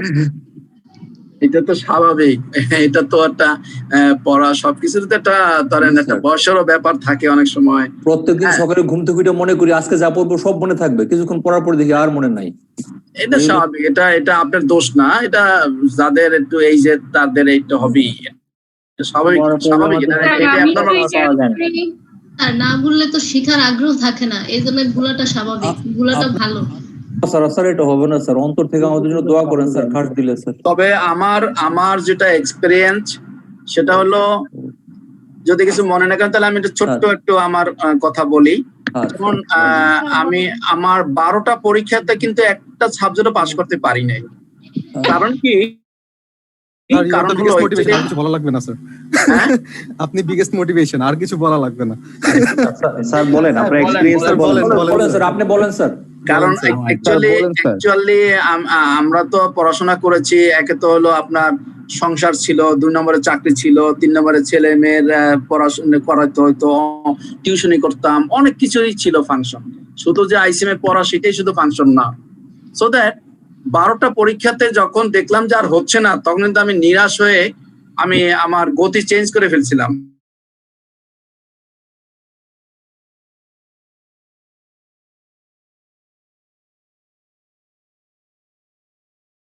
বড় একটা চাকরি নিয়ে যে না আমার দ্বারা আর হবে না, তখন আমার 5টা সাবজেক্ট বাকি।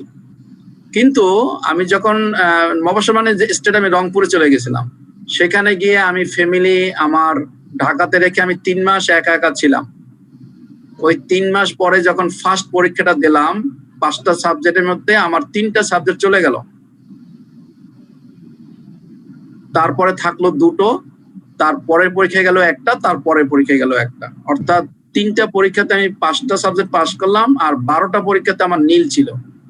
তো কাজেই আমার রিকোয়েস্ট হলো যে পারেন বা না পারেন সবসময় পরীক্ষাতে অ্যাটেন্ড করবেন। অ্যাটেন্ড করলেও দেখবেন যে আপনি একটা নলেজ গ্যাদার হবে, আপনি ইমপ্রুভ হলো, আপনি পড়াশোনা কিছু করলেন।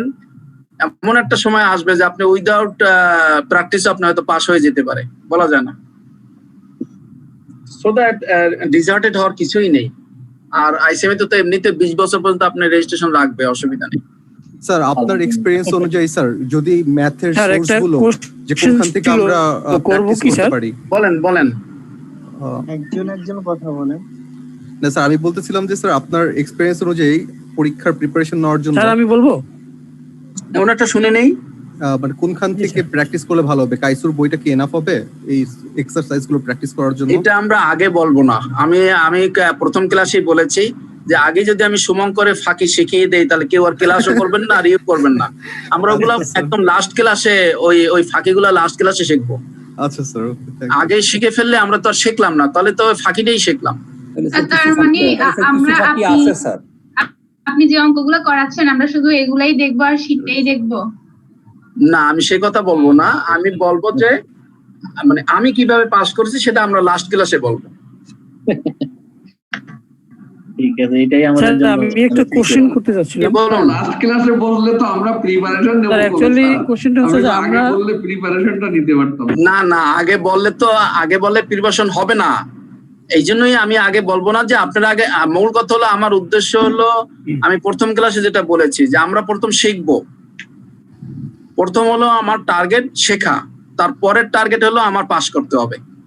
যে পাস করতে হবে কিভাবে সেইটা বলবো ক্লাস শেষে, লাস্ট ক্লাসে বলবো, কিন্তু শেখার ক্লাসে আমি ওই কিভাবে পাস করবো সেটা শিখাবো না। স্যার আমরা অনেকে নন কমার্স ব্যাকগ্রাউন্ডের স্টুডেন্ট। জি। তো এখন সমস্যাটা হচ্ছে অনেক সার্কুলারে দেখা যায় যে গ্রাজুয়েশন ও কমার্সের চায়, সাথে প্রফেশনাল সিএ বা সিএমএ এগুলো চায়। এক্ষেত্রে আমরা একটু মাঝে মধ্যে ডিসার্টেড হই যে কমপ্লিট করার পরে। ডিসার্টেড হওয়ার কিছু নাই, কোনো জ্ঞানই বৃথা যায় না। এই জ্ঞানটা কোনো না কোনো জায়গায় অবশ্যই কাজে লাগবে। সেটা ঠিক আছে। আপনি যদি আমাদের লিস্ট অফ দি মেম্বার্স যদি দেখেন, ওখানে বুয়েট থেকে পাস করা বহু ট্রিপল এর ইঞ্জিনিয়াররা আছেন যারা এখন অনেক বড় বড় পোস্টে অ্যাকাউন্টসে চাকরি করতেছেন। বুঝতে পেরেছেন? সিএ থেকে স্টিমা ভালো, আপনি একটু গুগল করে দেখেন। হ্যাঁ, কারণ আপনি ডিজার্ট হওয়ার কিছু নেই। একটা সময় গিয়ে আপনি আপনার টার্গেট মতন জায়গায় আপনি পৌঁছে যাবেন। কিন্তু আমার অ্যাডভাইস হলো যে যদি কেউ জব পান, জব করে এটা করলে আমার কাছে মনে হয় সেটা ফ্রুটফুল হবে। কারণ আপনি যদি চাকরি করার সাথে যদি আপনার এক্সপিরিয়েন্সটা থাকে তাহলে আপনি খুব দ্রুত একটা ভালো পজিশনে চলে যেতে পারবেন। আর চাকরি যদি না থাকে, আমি স্যার পুরোপুরি নন কমার্স বলতে আমি ইংরেজি এটার পিছনে লাগেও থাকতে হবে। এখন আমি পাবো না এরকম। জি, আমাদের তো কেউ কমার্স ব্যাকগ্রাউন্ড বা অ্যাকাউন্ট এরকম কোনো জব দিবে না, যেহেতু ইংরেজির ছাত্র বা আদার্স ব্যাকগ্রাউন্ড যারা আছে। না, আমি তো বললামই যে ইংলিশ বলেন, বাংলা বলেন, ইঞ্জিনিয়ারিং বলেন, বহুত মেম্বার আছে আমাদের যারা এখন অ্যাকাউন্টস ফাইন্যান্সের টপ পজিশনে বসে আছেন। স্যার আমি যদি একটু বলি যে ভাইয়াটা বলতেছে আর কি, আমাদের কোম্পানির একটা কনসার্ন আছে আর কি। আপনাদের আমি বলি, আপনাদের এই নাই কে, ওই যে ম্যাথ নাই কে, ম্যাথ উত্তম কুমার স্যার। উনি তো ইঞ্জিনিয়ার স্যার সম্ভব। উনি গ্রাজুয়েশন কিসে জানেন আপনারা? হ্যাঁ, উনি বুয়েট থেকে পাস করা, বুয়েট ইঞ্জিনিয়ার। বুয়েট ইঞ্জিনিয়ার। উনি এখন কি চাকরি করে? ওনার ওখানে ইঞ্জিনিয়ার লেখা দেখছি, ইঞ্জিনিয়ার। উনি বলছিলেন ওয়াসা চাকরি করে। ওয়াসাতে স্যার, ওয়াসাতে আছে স্যার, ওয়াসাতে চাকরি করে। তো কাজে আমার হলো কি, যদি আপনি মনে করেন যে আপনি ইঞ্জিনিয়ারিং এ লাইনে আপনি হয়তো এস্টাবলিশড হয়ে গেলেন, কিন্তু তার সাথে যদি আপনার এই কমার্স ব্যাকগ্রাউন্ডটা থাকে তাহলে আপনাকে সবাই ভয় পাবে, অ্যাকাউন্টসের লোকও ভয় পাবে, ইঞ্জিনিয়ারও ভয় পাবে। এবং এটা কাজে লাগে, এটা বৃথা যায় না। কে জানি বললেন না, নলেজ কোনদিন বৃথা যায় না। জি স্যার, এটা কোনো না কোনো জায়গায় ঠিকই কাজে লাগে যায়। তাহলে তো অনেকে তো ওই যে বুয়েট থেকে পাস করে তাহলে আবার ঢাকা ইউনিভার্সিটি থেকে এমবিএ কেন করে? জানার আগ্রহ, শিখার একটা আগ্রহ থাকে। অবশ্যই এবং শিখার আগ্রহ না থাকলে জানা যায় না। এবং আপনার স্যার একটা কথা, যে ব্রাকে যে প্রতিষ্ঠাতা মারা গেল, উনি তো এফসিএ, শুধু অনলি এফসিএ, তাহলে উনি এত বড় কিভাবে হলো? ফজলে হোসেন আবেদ। জি, উনি তো এফসিএ। হ্যাঁ, উনি তো অনেক পরিশ্রম। উনি তো, ওনার আর কোনো ব্যাকগ্রাউন্ড ছিল না, এই একটাই তো ছিল। স্যার ইঞ্জিনিয়ারিং করা বাদ দিয়ে অনেক পরিশ্রম এফসিএ স্যার। সো দ্যাট কেউ ডিজার্টেড হবেন না। ভর্তি যেহেতু টাকা দিয়ে ভর্তি হয়েছেন, পাস হতেই হবে। আর আমরা কাউকে কিন্তু বিদায় দেই না। না স্যার, লেগে থাকবো ইনশাআল্লাহ স্যার। না, লেগে থাকবেন, ডিজার্ট হওয়ার কিচ্ছু নাই। এটা খুব বেশি একটা কঠিন কিছু না। না, খুব কঠিন মনে হচ্ছে না। এটার মেইন জিনিসটা হলো লেগে থাকা, আর কিছু না। সব সাবজেক্ট পড়তেছি সহজে মনে হচ্ছে স্যার, মনে থাকতেছে না, এটাই হলো সমস্যা স্যার। স্যার স্যার আমার একটা প্রশ্ন ছিল। বলুন স্যার, এই যে কস্ট অফ গুডস সোল্ডটা তো আমরা একবার করছি না স্যার, এখানে কি আবার এখানে ডিটেইলসটা কি করব? কস্ট অফ গুডস তো আমরা ইয়েতে পড়ি নাই, এখানে পড়ি না, আমরা তো পড়ছি মার্কেট ইয়াতে ম্যানেজারাল অ্যাকাউন্টিং এ, এখানে পড়ি নাই। আচ্ছা, ম্যানেজারের অ্যাকাউন্টিং এ যে আপনারা পড়ে আসছেন আর আমি যে এটা বললাম, এর মধ্যে কি কোনো ডিফারেন্স আছে? না স্যার, মিল আছে, অনেক মিল আছে স্যার, অনেক মিল আছে। মিল আছে স্যার। আপনি একটু মাল্টিপল সিস্টেমটা বুঝাচ্ছেন, অনেক মিল আছে স্যার। ম্যানেজারাল অ্যাকাউন্টিং এর চ্যাপ্টার 2 কস্টে আমরা কিছু পড়াশোনা করছি, ওইটার সাথে আপনার আজকে লেকচারের অনেক মিল আছে। লেকচারে তো হুবহু মিল, বাট আপনি স্যার একটু সুন্দর করে সাজিয়েছেন, মাল্টিপল স্টেপটা সিস্টেমটা একটু দেখাই দিয়েছেন, এটাই ডিফারেন্ট আর কি। ঠিক আছে, এখন আপনার কাছে যেটা ভালো লাগবে, আপনি যদি মনে করেন যে আপনি এইভাবে করবেন, করতে পারেন। আপনি ওই ম্যানেজারিয়াল ইসে যেভাবে শিখেছেন সেভাবে যদি করতে পারেন, করেন। মূল কথা হলো আমার রেজাল্টটা হতে হবে। আমার এই কস্ট অফ গুডস গুলো বের করে দিলেই হবে। এখন আপনি যে ওয়েতে করেন, কোনো আপত্তি নেই। জি স্যার, সুন্দর করে সাজালাম কিন্তু মিললো না, লাভ হলো না। তবে কোনটা কোন হেডিং এ যাবে এটা মনে রাখতে হবে। হ্যাঁ স্যার, ওইটুকু যদি ইনকাম স্টেটমেন্টে স্যার একটু যদি আলোচনা বাকি স্যার। জি, আমরা ইনকাম স্টেটমেন্ট শুরু করি। এখানে আমরা ওই যে কস্ট অফ গুডস সোল্ড থেকে স্যার, কস্ট অফ হ্যাঁ, আমরা নেট সেলসটা পেয়ে গেলাম, নেট সেলস পেলাম। এখন আমরা এই নেট সেলস থেকে আমরা কস্ট অফ গুডস সোল্ডটা মাইনাস করব। আমরা ধরে নিলাম যে আমরা এখন যে ইনকাম স্টেটমেন্টটা করি সেটা হলো মার্চেন্ডাইজিং কোম্পানিটা করতেছি। আর যদি আমি ম্যানুফ্যাকচারিংটা করি তাহলে এখান থেকে তো আমি পেয়েই গেলাম কস্ট অফ গুডস সোল্ড, এই যে ফিগারটা পেয়ে গেলাম। ঠিক আছে, বুঝতে পেরেছেন কিনা? স্যার, আমরা ম্যানুফ্যাকচারিংটাই কন্টিনিউ করে যাই তাহলে। ম্যানুফ্যাকচারিং যদি কন্টিনিউ করেন তাহলে আমার এখান থেকে শুরু করতে হবে। এই যে এখান থেকে, এই যে এই ফিগার থেকে শুরু করতে হবে আমাকে। জি স্যার, এই ফিগার থেকে। কাজেই আমরা দুটো একত্রিত শিখে নিচ্ছি। যদি ম্যানুফ্যাকচারিং হয়, cost of goods sold figure তো বের হয়েই গেল। এই টোটাল স্টেটমেন্টটা চলে আসবে এখান থেকে, এই সেলস এর নিচেই ওইটা চলে আসবে। এই যে কস্ট অফ গুডস হেডিং আছে না, এইটা নিচে চলে আসবে। ওই এইটা, এই যে পড়ালাম, এইটা চলে আসবে তখন এইখানে। এই যে আমি মার্কিং করেছি কস্ট অফ গুডস সোল্ড, এখানে চলে আসবে। এইটা আমি আলাদা করে ওখানে দেখিয়েছি ম্যানুফ্যাকচারিং এর কারণে। কারণ অনেক সময় ছেলেমেয়েরা বলে যে স্যার আপনি তো এইভাবে করার না, আমি তো পারতেছি না। এই জন্য ওইটাও করাইলাম, এই মার্চেন্ডাইজিংটাও করাই দিচ্ছি এখন।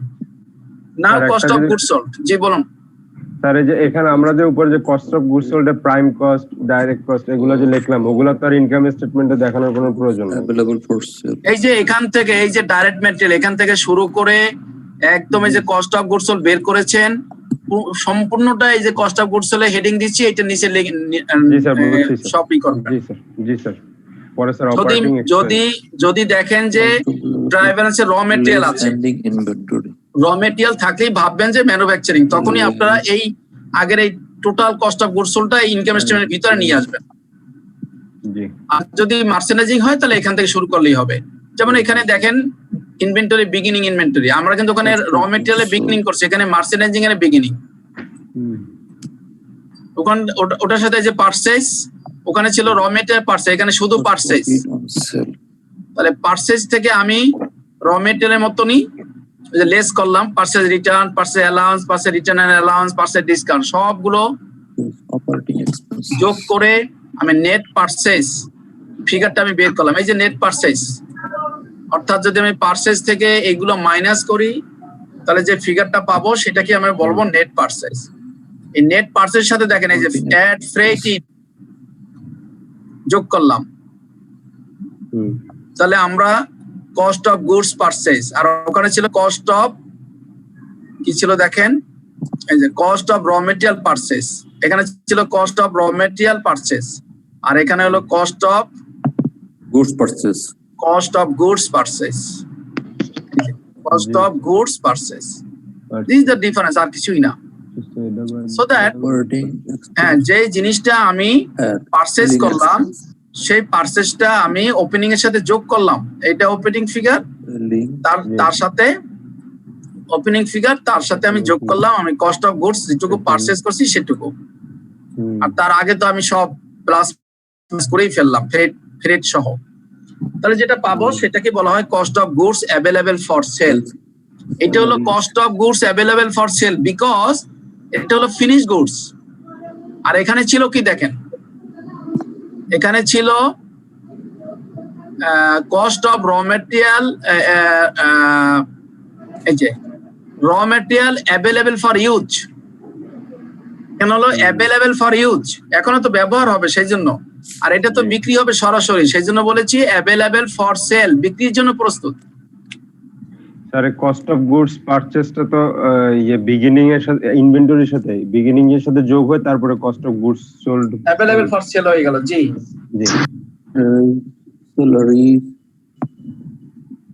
এখান থেকে যদি আপনি এন্ডিং ইনভেন্টরিটা মাইনাস করেন তাহলে আমরা পাবো, হ্যাঁ এন্ডিং ইনভেন্টরি যদি আমি মাইনাস করি তাহলে আমি পাই যাবো কস্ট অফ গুডস সোল্ড। এখন দেখুন যে মার্চেন্ডাইজিং কোম্পানির কস্ট অফ গুডস সোল্ড কিভাবে বের করলাম, আর ম্যানুফ্যাকচারিং কোম্পানির কস্ট অফ গুডস সোল্ড কিভাবে বের করলাম। যদি ম্যানুফ্যাকচারিং এ আছে তাহলে পুরো জিনিসটা আপনি ইনকাম স্টেটমেন্ট এখানে নিয়ে আসবেন, আর যদি আপনার শুধু মার্চেন্ডাইজিং এ আসে তাহলে এইভাবে করলেই এই যে কস্ট অফ গুডস সোল্ডটা বের হয়ে গেল। নাও if you deduct your cost of goods sold, যে জিনিসটা বিক্রি করলেন তার খরচটা যদি আপনি এই সেলস থেকে নেট সেলস থেকে যদি মাইনাস করেন, যেটা আমরা পাবো সেটাকে আমরা বলি গ্রস প্রফিট, সেটাকে আমরা বলবো গ্রস প্রফিট অন সেলস। পেয়ে গেলাম, অনেক দূর আগে গেলাম যে আমরা যে পণ্যটা বিক্রি করলাম তার সরাসরি যে খরচগুলা সেটাকে আমরা বলি কস্ট অফ গুডস সোল্ড, যেটা বিক্রি করলাম তার যে সরাসরি ডাইরেক্ট যে খরচগুলো সেগুলোকে আমরা বলি কস্ট অফ গুডস সোল্ড, সেটা মাইনাস করার পর যেটা পাবো সেটাকে বলবো গ্রস প্রফিট। এই গ্রস প্রফিট থেকে এখন আমি টোটাল অপারেটিং এক্সপেন্সেস কে বাদ দেব। আর টোটাল অপারেটিং এক্সপেন্সেস বলতে দুই রকমের বোঝায়, একটা হলো সেলিং এক্সপেন্সেস আর একটা হলো জেনারেল এন্ড অ্যাডমিনিস্ট্রেটিভ এক্সপেন্সেস। এই সেলিং এক্সপেন্সেস কে আমরা অনেক সময় মার্কেটিং এক্সপেন্সেসও বলি। যারা মার্কেটিং এর সাথে জড়িত তাদেরকে বলা হয় সেলিং এক্সপেন্সেস। একটু আগে যিনি কোশ্চেন করেছিলেন যে মার্কেটিং ম্যানেজার তার বেতনটা কোথায় যাবে, এই যে এখানে যাবে, সেলস ম্যানেজার অথবা মার্কেটিং ম্যানেজার। অর্থাৎ যে সমস্ত খরচ ইনডাইরেক্টলি হোক আর ডাইরেক্টলি হোক সেলের সাথে জড়িত সেই সমস্ত খরচগুলোকে নিয়ে আসবো আমি সেলিং এক্সপেন্সেসে, আর যেগুলা এডমিনের সাথে জড়িত অ্যাডমিনিস্ট্রেটিভ এক্সপেন্সের সাথে জড়িত সেইগুলোকে নিয়ে আসবো এইটার আন্ডারে। এই দুটো যোগ করলে হবে আমার অপারেটিং এক্সপেন্সেস। স্যার অ্যাডভার্টাইজিংটা কিভাবে সেলের সাথে সম্পর্কিত? অ্যাডভার্টাইজিং সম্পর্ক, আপনি টিভি দেখেন? জি টিভি দেখে কিন্তু আমরা কিন্তু এখন অনেকেই ওই পণ্য কিনতে খুব আগ্রহ বোধ করি, কাজে সেলটা বেড়ে যায়। টিভিতে যখন অ্যাডভার্টাইজমেন্ট দেয় যে সাবান থেকে কি ধরনের ঘ্রাণ চলে আসে, ওই ঘ্রাণে মুগ্ধ হয়ে আমরা ওই সাবান কিনতে যাই মার্কেটে, কাজেই ওই সাবানের বিক্রিটা বেড়ে যায়। এই জন্য ওই খরচটা এই সেলিং এর সাথে চলে আসে, যেহেতু বিক্রিটা বেড়ে গেল। অথবা আমরা পেপারে অনেক সময় সুন্দর সুন্দর অ্যাডভার্টাইজমেন্ট দেখি, ম্যাগাজিনে অনেক সুন্দর সুন্দর অ্যাডভার্টাইজমেন্ট দেখি, বাস্তবের সাথে মিল থাকুক বা না থাকুক আমরা অ্যাডভার্টাইজমেন্ট দেখে ওই পণ্য কেনার জন্য আমরা মার্কেটে চলে যাই, ওইটাই লাগবে আমার, সো দ্যাট ওই অ্যাডভার্টাইজমেন্টের জন্যই কিন্তু আমার সেলসটা বেড়ে যায়। আর এখানে রেন্টটা কোন রেন্টটা হলো এখানে যদি কোনো দোকানের যদি ভাড়া দিতে হয়, যে দোকানটা আপনি ভাড়া নিয়ে আপনি সেল করতেছেন সেই দোকানে যদি হয় সেটা হবে রেন্ট। অথবা পণ্য রাখার জন্য যদি কোনো হাউস করেন অথবা স্টোর করেন যেখানে পণ্য রেখেছেন বিক্রির জন্য, সেই রেন্টটাও এখানে আসবে। গোডাউন রেন্ট বা store rent, right, godown rent, store rent, shop rent, যে কোনো। ফ্রেড আউটটা কি যদি আমরা মানে মাল পৌঁছাই দেওয়ার সেলের ভিতরে থাকে তাহলে ওইটা ফ্রেড আউট। জি যে ফ্রেড আউট 3 নাম্বারটা স্যার সেলিং এ জি জি জি জি আমরা দায়িত্ব নেই যে মালটা আমরা পৌঁছাই দিয়ে আসবো। হ্যাঁ ওই যে এইটা আপনার ওই এফওবি ডেস্টিনেশন জি। তাহলে আমরা দেখেন যিনি কোশ্চেন করছেন যে মার্কেটিং এর ম্যানেজারের বেতনটা কোথায় যাবে, এখানে যাবে। সেলস ম্যানেজার বা মার্কেটিং ম্যানেজার তার বেতন। Advertisement clear, freight out clear হলো। যদি আমার ফ্রেট ইন হয় মালের সাথে যোগ হবে, এই যে ফ্রেট ইন হলে সরাসরি পণ্যের সাথে যোগ হবে, ফ্রেট আউট হলে সেলিং এক্সপেন্সেস হবে। ডেপ্রিসিয়েশন বলতে কি বোঝায়? যদি এমন হয় যে মনে করেন যে মার্কেটিং ম্যানেজারকে গাড়ি দেওয়া হয়েছে অফিস থেকে বাসার থেকে আসা যাওয়ার জন্য, ওই গাড়ির ডেপ্রিসিয়েশন আসবে সেলিং এর ভিতরে। যেহেতু মার্কেটিং ম্যানেজারের বেতনটা সেলিং এর ভিতরে আসছে, তার গাড়ির ডেপ্রিসিয়েশনটা এখানে আসবে।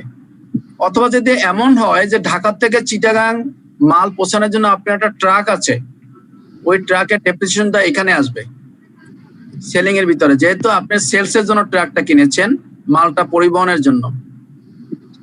যদি এমন হয় যে আপনি একটা বিল্ডিং কিনেছেন, যে বিল্ডিং এ আপনার স্টোর আছে বা যে বিল্ডিং আপনার দোকান আছে, শপ আছে, সেই বিল্ডিং এর ডেপ্রিসিয়েশনটা এখানে চলে আসবে। আর ভাড়া তো একটু আগে বললাম, যে কোনো ধরনের ভাড়াই হোক না কেন যদি বিক্রির সাথে জড়িত হয় সেটা চলে আসবে। ইন্স্যুরেন্স, ধরুন আপনার গাড়ি ভরে মাল পাঠাচ্ছেন চিটাগাং এ ঢাকার থেকে, তখন পথে যদি কোনো ডাকাতি হয়, চুরি হয়, সেই জন্য আপনি ইন্স্যুরেন্স করে পাঠালেন, সেটাকে বলা হবে সেলিং এক্সপেন্সেস। সেই ইন্স্যুরেন্সটা এখানে চলে আসবে। তাহলে আমি টোটাল সেলিং এক্সপেন্সেস পেয়ে গেলাম। নাও the general and administrative expenses, অফিসে যারা চাকরি করে তাদের বেতনটা এখানে আসবে। অ্যাডভার্টাইজিং, এটা কোন অ্যাডভার্টাইজিং? অফিসারদের জন্য সেলিং অ্যাডভার্টাইজিং। এটা এই একটা অ্যাডভার্টাইজিং, এই একটা অ্যাডভার্টাইজিং। কোনটা যে এই অ্যাডভার্টাইজমেন্ট হচ্ছে স্যার অ্যাডমিনিস্ট্রেটিভ পারপাসে যে অ্যাডভার্টাইজিং হয় সেগুলো, নিয়োগ করা এই সমস্ত বিষয় স্যার। রাইট, অর্থাৎ লোক নিয়োগ করার জন্য যদি কোনো অ্যাডভার্টাইজমেন্ট দেন তাহলে আসবে এইখানে, আর যদি পণ্য বিক্রির জন্য অ্যাডভার্টাইজমেন্ট দেন সেটা আসবে এইখানে। ক্লিয়ার? জি স্যার। ওকে। সাপ্লাইজ এক্সপেন্সেস, যদি অফিসে কাগজ কলম পেন্সিল প্রয়োজন হয় সেগুলো, সেই খরচগুলো এখানে আসবে। ঠিক সেম আইটেম এখানেও আসতে পারে, এখানেও যদি কোনো কাগজ কলম পেন্সিল ইউজ হয় সেটাও এখানে আসবে। ওকে। ডেপ্রিসিয়েশন, মনে করেন এমডি সাহেব বা সিএফও অথবা যদি প্রশাসনে চাকরি করে এমন কেউ গাড়ি ইউজ করে, তার ডেপ্রিসিয়েশন এখানে আসবে। অথবা যদি আপনার যদি হেড অফিস থাকে, নিজস্ব বিল্ডিং থাকে, হেড অফিস নট সেলিং এর সাথে জড়িত না, প্রশাসনের সাথে জড়িত, সেই বিল্ডিং এর ডেপ্রিসিয়েশন এখানে আসবে। রেন্ট, যেটা প্রশাসনের সাথে জড়িত, সেই ভাড়াটা এখানে আসবে। ইন্স্যুরেন্স, ট্যাক্স, এটা কোন tax? Office salary income tax sir, income tax. না, এটা ইনকাম ট্যাক্স না। যদি এমন হয় যে আপনার একটা নিজস্ব বিল্ডিং আছে, ওখানে আপনার মিউনিসিপাল ট্যাক্স দিতে হচ্ছে অথবা লোকাল কোনো ট্যাক্স দিতে হচ্ছে, সেই ট্যাক্সটা এখানে আসবে। আনকালেক্টেবল অ্যাকাউন্টস এক্সপেন্সেস, এই জিনিসটা কি?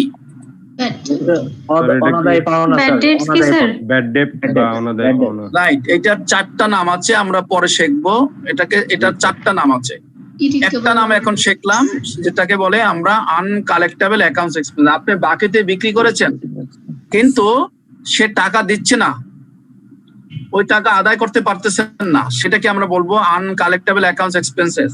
এটা কি ইরিকভারেবল ব্যাড ডেট? রিকভারেবল না, রিকভারেবল না, এটা ব্যাড ডেট, সরাসরি ব্যাড ডেট। রিকভারেবল হলে তো আর ব্যাড ডেট আমরা বলবো না। রিকভারেবল যদি হয় সেই ক্ষেত্রে আমরা এখানে বলবো ইরিকভারেবল বলছি স্যার। সেই ক্ষেত্রে আসবে না। এটা এটা এটা সেলিং এ নাই, সেখানে আসলো কেন? এটা তো সেলিং এর সাথে থাকার কথা, এটা সেলিং এর সাথে জড়িত না। জি স্যার, কিন্তু এখানে স্যার হয়তোবা প্রশাসনিক কোনো কিছু বিক্রয় করে ফেলছে সেজন্য। না, এটা হলো মোস্ট অফ দ্য অ্যাকাউন্টেন্ট যারা বিভিন্ন বইপত্র লিখেছেন তাদের মতে যে আপনি যদি বাকিতে বিক্রি করেন সেই ডিসিশনটা আসে প্রশাসন থেকে, কার কাছে বাকি বিক্রি করবেন অথবা করবেন না। সেই পলিসিটা ডেভেলপ করে প্রশাসনের পারমিশন ছাড়া হয়তো আপনি কারো কাছে বিক্রি করতে পারেননি বাকিতে। সেই জন্য যদিও নাম শুনলে মনে হয় সেলসের সাথে যাবে, কিন্তু আমরা অ্যাকাউন্টেন্ট যারা তারা নর্মালি এটা প্রশাসনের সাথে, এটা নিয়ে অনেক মত দ্বিমত আছে, কিন্তু নর্মালি এই প্রশাসনের খরচের ভিতরে আমরা দেখাই।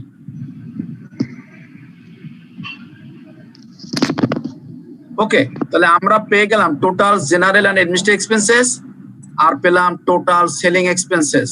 এই দুইটা যোগ করলে হয় টোটাল অপারেটিং এক্সপেন্সেস। আমরা যদি টোটাল অপারেটিং এক্সপেন্সেস বাদ দেই আমার গ্রস প্রফিট থেকে টোটাল অপারেটিং এক্সপেন্সেস বাদ দেই, তাহলে আমি পাবো অপারেটিং ইনকাম। অর্থাৎ আমি সারা বছর কাজ করে যে ইনকামটা করলাম সেটাকে বলা হয় অপারেটিং ইনকাম। স্যার এখানে স্পিড মানিটা কি আসবে? জি, স্পিড মানি কি কোনো এক্সপেন্সের ইয়েতে আসবে না, বাদ যাবে না বা কিছু? একটু উদাহরণ দিয়ে বলেন তো। স্পিড মানি ধরেন আমি প্রোডাকশন এমন এক জায়গায় আমার প্ল্যানটা করলাম, হ্যাঁ, যেখানে আমি ধরেন কাউকে ঘুষ দিতে হচ্ছে, হ্যাঁ, তো এটা আমাকে একটা মিসেলেনিয়াস আর কি, ওই জিনিসটা কি এখানে আসবে? না, আসবে। বিবিধ খরচ আসবে তো স্যার, বিবিধ খরচ এখানে আসবে না। আপনি যদি কাউকে এক্সপেন্সেসের মধ্যে থাকবেন, যে আদার এক্সপেন্স যেটা আছে এটাতে কি হবে? এটা তো তিন সব আদার এক্সপেন্স। স্যার স্পিড মানি কি এটা ঘুষ নাকি স্যার? ঘুষ দেওয়া। স্যার এটা কি স্যার? স্পিড মানি স্যার এটা কি স্যার? এটা ঘুষ শুনলাম আজকে স্যার। না, ঘুষ কেউ উচ্চারণ না করাই বেটার। আমরা এটাকে ঘুষ বলবো না, এটাকে বলা হয় প্রমোশনাল এক্সপেন্সেস। জি স্যার, মিসেলেনিয়াস এক্সপেন্স। না স্যার, এটা তো স্পিড মানি। প্রমোশনাল এক্সপেন্সেস তো প্রোডাক্ট করার, মার্কেটিং করার জন্য একটা প্রমোশনাল এক্সপেন্সেস থাকে। হ্যাঁ, এটা ওয়ান্স কাইন্ড অফ প্রমোশন। আপনার হয়তো লাইসেন্স পাচ্ছেন না, লাইসেন্সটা হলে আপনার ব্যবসা হবে, সেই জন্য আপনি ওই টাকাটা দিয়েছেন, অথবা আপনার একটু ট্যাক্স ফাঁকি দিতে হবে, ওইটা দিলে হয়তো ট্যাক্সটা ফাঁকি হয়ে গেল, এটা হতে পারে। যাই হোক না কেন, আমরা ঘুষ হিসাবে বলবো না। এবং এই খরচগুলা কখনোই ইনকাম স্টেটমেন্টে আসবে না, সবসময় নরমালি মিসেলেনিয়াস হিসেবে কোম্পানিগুলো শো করে। মিসেলেনিয়াস তো ট্রায়াল ব্যালেন্স দিকেই থাকে। আর কেউ কিছু বলবেন? স্যার আগে শিখি স্যার, শিখি স্যার। আপনারা স্যার কোথায় যান স্যার? স্যার অবৈধ টাকা বৈধ কাগজে আসবে না, এটা হচ্ছে কথা। না, সব টাকাই বৈধ হিসেবে আসবে। সেটা হলো যে স্যার তাহলে আমি এটা জার্নাল কিভাবে দিব? অন্য নামে আসবে আর কি, অন্য নামে আসবে। অন্য নামে আসবে, অবশ্যই খরচে আসবে। টাকা বাইর হলেই তো খরচে আসবে। আমি কি এখন বলতে পারি কিছু? জি স্যার, অবশ্যই আপনি কি বলবেন। তো এখন মূল কথা হলো এই টাকাগুলো আপনি কখন খরচ করছেন। যদি আপনি ব্যবসা প্রতিষ্ঠানে প্রথমে খরচ করেন তাহলে এইটা হবে আপনার অ্যাসেট, কোনো খরচ হিসাবে আপনি দেখাতে পারবেন না। এটাকে আমরা বলি preliminary expenses. It is a intangible asset, not tangible, intangible asset. এবং এটার উপরে আমরা ডিপ্লেশন ক্যালকুলেশন করব, আমরা পরের চ্যাপ্টারে শিখব। সো দ্যাট যদি বছরে মানে ব্যবসার শুরুতে হয় সেগুলোকে আমরা বলবো preliminary expenses, it's a asset. আর যদি অপারেটিং ফাংশনের মধ্যে হয়, আমার বছরের কোনো কাজের মধ্যে ব্যবসার ভিতরে চলে আসে, তাহলে সেটা ফিগারটাও যদি একটু ছোটর মধ্যে হয় তাহলে আমরা সেটা miscellaneous expenses or entertainment expense হিসেবে আমরা শো করব। তবে নরমালি মিসেলেনিয়াস এক্সপেন্সেস কোনো অডিটর অ্যালাউ করে না, কারণ মিসেলেনিয়াস বলতে কোনো কথা নেই, আপনাকে স্পেসিফিক করতে হবে। সেজন্য আমরা নরমালি এন্টারটেইনমেন্ট এক্সপেন্স হিসেবে ট্রিট করি। ক্লিয়ার সবাই? জি স্যার। স্যার এই যে গ্রস প্রফিট থেকে টোটাল অপারেটিং এক্সপেন্স বাদ দিলে আমার অপারেটিং ইনকাম আসছে। জি, এখন অনেক কোশ্চেনে কিন্তু এই পর্যন্তই আসে, ক্যালকুলেট দি অপারেটিং ইনকাম। অনেক কোশ্চেনে আসে calculate the gross profit, so that আপনাকে বুঝতে হবে গ্রস প্রফিট কোন পর্যন্ত, অপারেটিং প্রফিট কোন পর্যন্ত। আদার এক্সপেন্স আদার রেভিনিউ অনেক সময় থাকে না, না দেখলে তো টুকুই শেষ। রাইট। এখন আমরা আমরা তো ব্যবসা করে টাকা পেলাম, এখন এর সাথে আরো অনেক কিছু জড়িত আছে, সেগুলোকে আমরা বলবো আদার রেভিনিউ এন্ড এক্সপেন্সেস। যেমন আদার রেভিনিউ কি কি হতে পারে? আপনি যদি ব্যাংকে আপনার অ্যাকাউন্ট থাকে, আপনি একটা ইন্টারেস্ট পেতে পারেন, বিনিয়োগের সুদ। হ্যাঁ, ওইটাকে আমরা ইন্টারেস্ট ইনকাম বলি। আপনি যদি কোনো টাকা শেয়ার মার্কেটে যদি শেয়ার কিনে থাকেন, সেখান থেকে ডিভিডেন্ড পেতে পারেন, সেটাকে আমরা ডিভিডেন্ড ইনকাম বলি। তাহলে আপনার আদার একটা ইনকাম থাকতে পারে আপনার ব্যবসা ছাড়াও, সেটাকে আমরা বলবো আদার রেভিনিউ। স্যার যদি রেন্ট রিসিভ করি সেটাও কি এখানে আসবে? হ্যাঁ, আসবে। রেন্ট যদি কোনো আপনি যদি কোনো পার্সিয়াল ঘর ভাড়া দেন, এখানে আসবে। ওকে, আদার এক্সপেন্সেস হতে পারে। আপনি যদি কোনো লোন নেন ব্যাংক থেকে, তাহলে আপনার ইন্টারেস্ট এক্সপেন্সেস হতে পারে। অথবা যদি আপনার ব্যাংকে অ্যাকাউন্ট থাকে, সেখানে দেখবেন যে ছোট ছোট কিছু কিছু খরচ দিতে হয় আপনার, ওই যে ই ট্যাক্স, দ্যাট মিন্স ডিউ, কি ওটাকে বলে, হ্যাঁ, বিভিন্ন চার্জ যে আসে, সেই খরচগুলো আপনি এখানে দেখাবেন আদার এক্সপেন্সেস এর ভিতরে। তাহলে যদি আপনার রেভিনিউটা বড় হয় আর খরচটা যদি কম হয়, আমরা নর্মালি বলি নেট আদার রেভিনিউ ওভার এক্সপেন্সেস। আর যদি আমার খরচটা বেশি হয়, রেভিনিউটা যদি কম হয়, তাহলে আমরা বলি আদার এক্সপেন্সেস ওভার রেভিনিউ। ভাষাটা তখন উল্টে যাবে। এখানে বোঝাচ্ছে যে খরচের চেয়ে আয় বেশি, আর যদি খরচ বেশি হয় আয় কম হয়, তাহলে আমরা বলি আদার এক্সপেন্সেস ওভার রেভিনিউ। সেই ফিগারটা পেয়ে গেলাম। ওই ফিগারটা আমি অপারেটিং প্রফিটের সাথে যদি যোগ বিয়োগ করি, তাহলে যে ফিগারটা পাবো সেটাকে আমরা বলবো income before income tax. Income before income tax. সেখান থেকে যদি আমি ইনকাম ট্যাক্সটা বাদ দেই, মাইনাস করি, তাহলে আমি পাবো income before extra ordinary item. Income before extraordinary item. Now the extraordinary item. What do you mean by extraordinary item? Extraordinary item হলো gain on sale of investment. আপনি একটা অ্যাসেট বিক্রি করে দিলেন, সেখান থেকে যদি কোনো গেইন আসে, সেটাকে আমরা বলবো gain on sale of investment, আমরা এক্সট্রাঅর্ডিনারি আইটেম বলবো। এবং সেখান থেকে ট্যাক্সটা বাদ যাবে, এই জন্য যে ওই এক্সট্রাঅর্ডিনারি আইটেমের ট্যাক্সের রেটটা সবসময় আলাদা থাকে। কাজেই যতটুকু আমি ইনকাম করবো, ওখান থেকে আমি যদি ট্যাক্সটা বাদ দিই, তাহলে আমি নেট ফিগারটা পাবো। আরো একটা উদাহরণ হতে পারে, মনে করেন যে কোম্পানি যদি কোনো লটারির টিকিট কিনে, লটারিতে যদি ফার্স্ট প্রাইজটা পেয়ে যায়, তাহলে 40 লক্ষ টাকা পেয়ে গেল। সেই 40 লক্ষ টাকা পেতে গেলে ওখানে আবার আপনার 38 লক্ষ টাকা ট্যাক্স দিতে হয়, তাহলে 2 লক্ষ টাকা আপনার থাকবে। That is call extra ordinary item. এখানে কি স্যার শেয়ারের লভ্যাংশটা আসতে পারে? গেইন অন সেল, শেয়ারের লভ্যাংশটা এই যে ডিভিডেন্ড ইনকাম, আদার রেভিনিউতে নিলাম। আর এখানে আসবে যেগুলো এক্সট্রা অর্ডিনারি ক্যাটাগরি, সেইগুলো আসবে এখানে। যেমন আপনি কোথাও দিয়ে হঠাৎ করে কিছু টাকা পেয়ে গেলেন, আপনি হাঁটতেছেন, পথে হয়তো একটা গোল্ডের ব্যাগ পেয়ে গেলেন, অথবা টাকার একটা বস্তা পেয়ে গেলেন, that is call extraordinary gain. আপনি লটারির টিকিট কিনলেন, সেখানে ফার্স্ট প্রাইজটা পেয়ে গেলেন। এখন তো পাওয়া যায় স্যার বিভিন্ন জায়গায় টাকার বস্তা। হ্যাঁ, প্রশ্ন ছিল স্যার। হ্যাঁ, প্রশ্নটা হচ্ছে স্যার, গেইন না হয়ে যদি আমার লস হয় কোনো ইনভেস্টমেন্টে, সেটা কোথায় যাবে স্যার?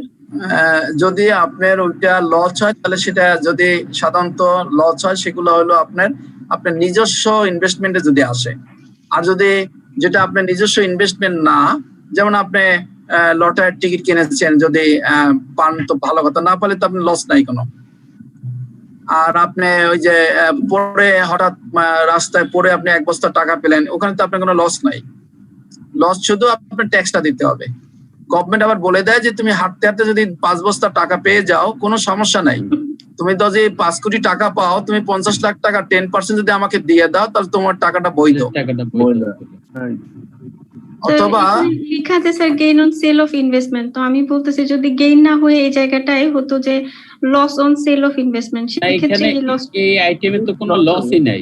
এটা তো আপনি সব এখানে সব শুধু গেইনটা যাবে। আমি জিজ্ঞেস করছিলাম যে লস হলে কোথায় যাবে, লস হলে কোথায় যাবে, আমি ওটাই জানতে চেয়েছি। যে এখানে আসবে বাট সেটা তো কোনো ট্যাক্স থাকবে না। ওকে, গট ইট স্যার। সেটা ট্যাক্স এখানে আসবে, মানে এক্সট্রাঅর্ডিনারি আইটেমে আসবে, কিন্তু ট্যাক্স থাকবে না। ট্যাক্স থাকবে, loss on sales of investment হবে আর কি। লস হয়ে যাবে মাইনাস আমি ওটাই জানতে চাচ্ছিলাম যে লস হলে যাবে কোথায়, তার মানে এখানেই যাবে, এক্সট্রাঅর্ডিনারি আইটেমে যাবে। জি, এখানে মাইনাস ফিগারটা হবে সেক্ষেত্রে, জি মাইনাস ফিগারটা হয়ে আমরা নেট প্রফিটটা বের করব। Thank you. আপনার কোশ্চেনে কোন পর্যন্ত চায় সেটাকেও আপনাকে দেখতে হবে। এমন যদি হয় যে কোশ্চেনে আপনাকে নেট ইনকাম বলে দিচ্ছে, ক্যালকুলেট দ্য নেট ইনকাম, কিন্তু কোশ্চেনটা দেখে এই আইটেমগুলো নাই, এই যে এই আইটেমগুলো নাই, সেই ক্ষেত্রে এই অপারেটিং ইনকামটা হয়ে যাবে নেট ইনকাম। লিখবেন অপারেটিং ইনকাম অবলিক দিয়া লিখবেন নেট ইনকাম। আবার যদি থাকে যে না এই পর্যন্ত চলে আসছে সে, এই আদার রেভিনিউ আছে, আদার এক্সপেন্সেস আছে, কাজে এই যে ইনকাম বিফোর ইনকাম, এখানে ট্যাক্সও দেওয়া আছে, এখানে ইনকাম বিফোর এক্সটার্নাল আইটেম এই পর্যন্তই আছে, এরপর আর কোনো আইটেম নাই, তাহলে এইটাই হবে আপনার নেট ইনকাম। কাজে কোশ্চেনে কি চাবে তার উপরে ডিপেন্ড করে which figure will be net income. জি বলুন। আচ্ছা, এখানে gain on sale of investment, ধরেন কোম্পানি 20 টাকা ইনভেস্ট করলো, সে 30 টাকা পেলো, তাহলে কি 10 টাকাটা এখানে আসবে? জি জি জি, গেইন টুকু আসবে অথবা লস টুকু আসবে। নরমালি এইটা ধরেন একটা প্লান্ট আছে, আপনি একটা প্লান্টটা বিক্রি করলেন, আমরা সেগুলো শিখবো, এগুলো তো অনেক কঠিন আইটেম, আমরা চ্যাপ্টার আছে, চ্যাপ্টারে গিয়ে দেখবো যে কিভাবে gain on sale of investment হয়। আমরা পরবর্তীতে অনেক শেখার সুযোগ আছে, যেহেতু আমি ফরম্যাটটা করে ফেলছি এই জন্য এখানে আমি এক্সটার্নাল আইটেম হিসেবে নিয়ে আসছি। স্যার এই ফরম্যাটটা কাইন্ডলি আমাদেরকে পাঠানোর ব্যবস্থা করেন স্যার একটা। আপনারা আপাতত শর্ট স্ক্রিন নিয়ে নেন, পরে আমি পাঠানোর ব্যবস্থা করব। স্যার ওই আইসিএমএ কর্তৃপক্ষ থেকে হয়তোবা নির্দেশনা আছে, কিন্তু আমাদের ইমেইলে আমরা এগুলো অনেকেই পাচ্ছি না স্যার। আচ্ছা, আমি না এই দুটো আমার কাছে মনে হয় হয়তো আমিও নাও পাঠাতে পারি। আমি যেটা মেইল করেছি ওটা দেখলে আমি বুঝতে পারবো, যদি দেখি যে আসলে পাঠাই নাই তাহলে আমি এই দুটো পাঠিয়ে ওদেরকে বলে দেবো, আপনাদেরকে দিয়ে দেবে মেইলে। আর তা নইলে আমি স্যার আপনি কি হোয়াটসঅ্যাপ গ্রুপে আগেরবার যে পাঠাইছিলেন ওইটা পাইছিলাম স্যার। জি আগেরবার যে স্যার ওই যে আপনি বলার পরে ওইটা পাইছিলাম। হ্যাঁ ওই যে দুবার পাঠাইছে, আবার আমাকে কপিও দিয়েছে আমাকে কনফার্ম করার জন্য আর কি। তো কাজে দুটো আশা করি আপনারা পেয়ে যাবেন, যদি আমি কালকে দেখি যে। জি বলুন। আমাদের ওই ফেসবুক গ্রুপে যদি পাঠানো হয় তাহলে আমাদের জন্য সহজ হয়, সেখান থেকে প্রিন্ট দেওয়া সহজ হয়। আইসিএম এ তো আর ফেসবুকে পাঠানো হবে না, আইসিএম এ তো ইন্ডিভিজুয়ালি আপনাদের সবার মেইল আছে, তো আমাদের ইমেইলে পাঠাই দিলো, স্যার হয় স্যার। হ্যাঁ ওই যে ইমেইলই পাঠাবে একজনে পেলে তো সবাই পেয়ে যাবেন। আপনাদের গ্রুপ আছে, আপনার গ্রুপে তখন দিয়ে দেবেন, যে কোনো একজন পেলেই হবে। কাজেই আমি কালকে চেক করে আমি আইসিএম তে দরকার হলে এটা পাঠিয়ে দেবো, ওরা আপনাদেরকে পাঠিয়ে দেবে, যে কোনো একজন পেলেই বাকিদের সাথে শেয়ার করে নেবেন। আর যদি এখন স্ক্রিনশট নেন তাহলে আমি একটু ইসে থাকি, আপনার স্ক্রিনশট নিয়ে নেন এখন আপাতত বোঝার জন্য আর কি। আমাদের এক্সামের রুটিন দিয়ে দিচ্ছি। কার কোনো কোশ্চেন আছে? স্যার একটু প্রথম থেকে একটু দিলে ভালো হয়, স্ক্রিনশট নিতাম। আজকে এত সময় নাই, নেন 10টা বাজে গেছে। স্যার একটা কথা বলতে চাচ্ছিলাম। বলেন। স্যার আপনি যদি স্যার এইসব জিনিস আপনি একটা গুগল ড্রাইভ করে ওখানে আপলোড করে দেন আর লিংকটা আমাদেরকে দিয়ে দেন, আপনি আপডেট করলে আমরা বারবার পেয়ে যাবো। ওটাও স্যার করতে পারেন। না তো ওভাবে আপনারা একটা কোশ্চেন বারবার ওটা আমি জানি না স্যার, বলছে নাকি, আমি ছিলাম না হয়তো। নেওয়া হয়েছে স্ক্রিনশট? জি স্যার।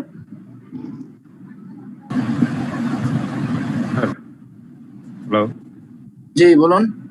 স্যার আপনার কন্টাক্ট নাম্বারটা কি কাইন্ডলি একটু দেওয়া যাবে? 01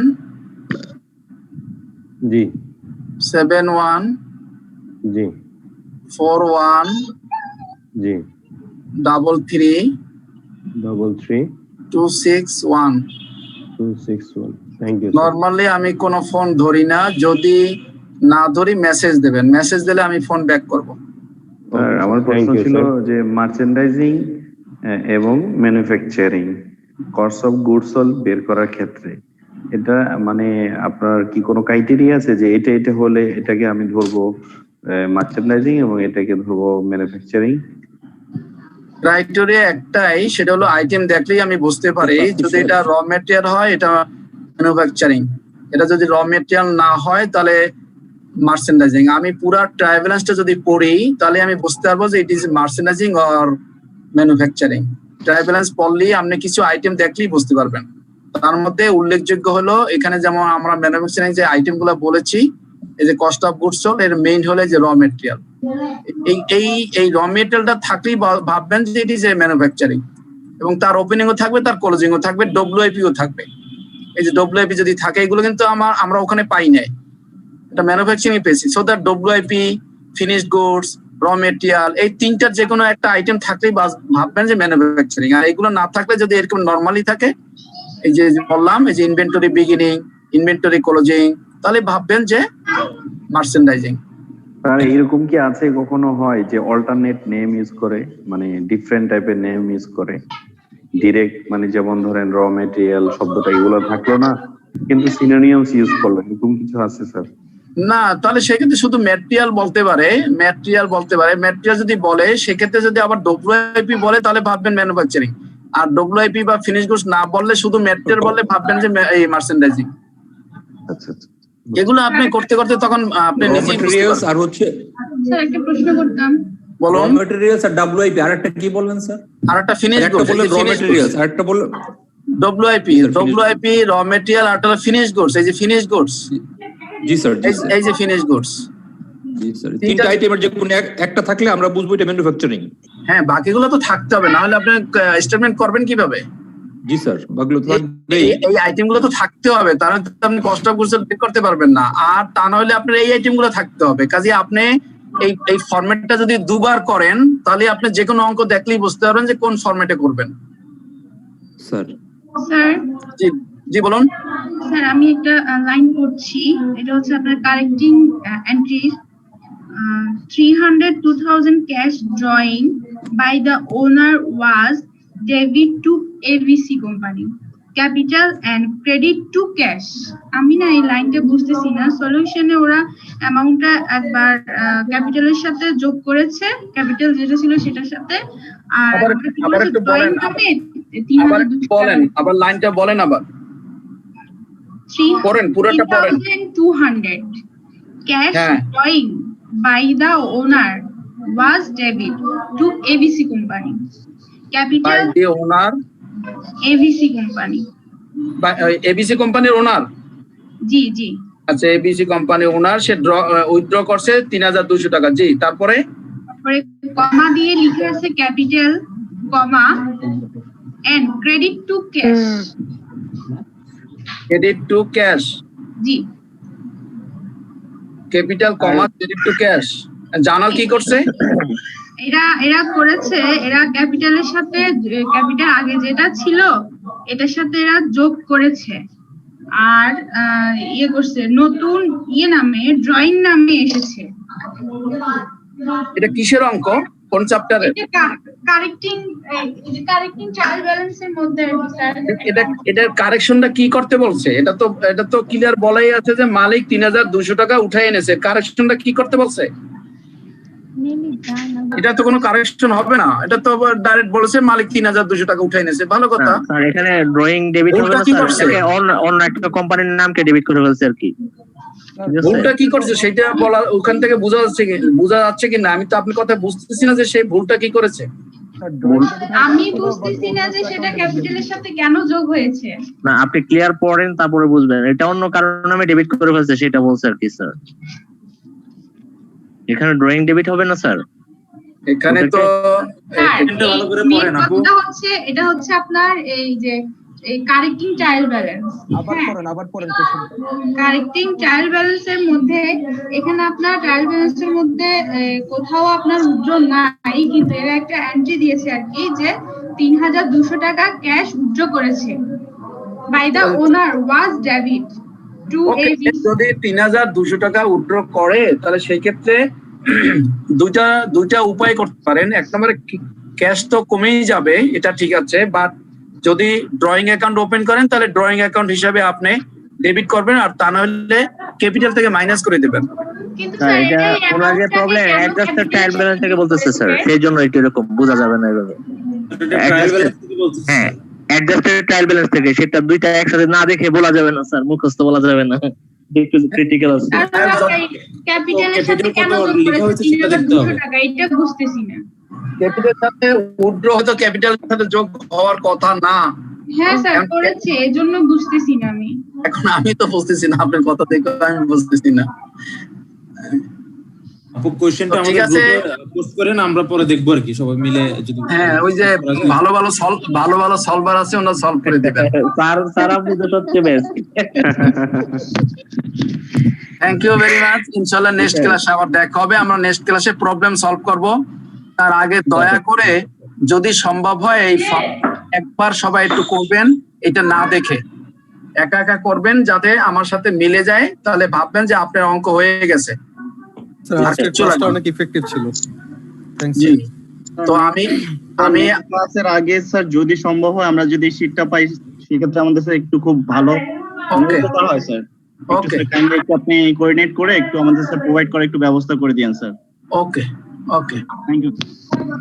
আর যদি কারো মেইল অ্যাড্রেস থাকে, আমাকে এখনই এই যে নাম্বারটা বলছি এইটা দেন, আমি এখনই মেইলটা করে দিচ্ছি। তো আমি করে দিচ্ছি স্যার এখনই আপনাকে এসএমএস। আমার ওই নাম্বারে আপনার মেইল অ্যাড্রেসটা দেন, আমি সেন্ড করে দিচ্ছি। তাহলে বাকি আমি করে দিচ্ছি স্যার। হ্যাঁ, বাকিদের সাথে শেয়ার করে নিয়েন। জি জি শিওর স্যার। ওকে, সবাইকে অসংখ্য ধন্যবাদ। Thank you very much sir. Thank you sir. আসসালামু আলাইকুম। আসসালামু আলাইকুম স্যার। ওয়ালাইকুম আসসালাম। ওয়ালাইকুম স্যার। ওয়ালাইকুম সালাম।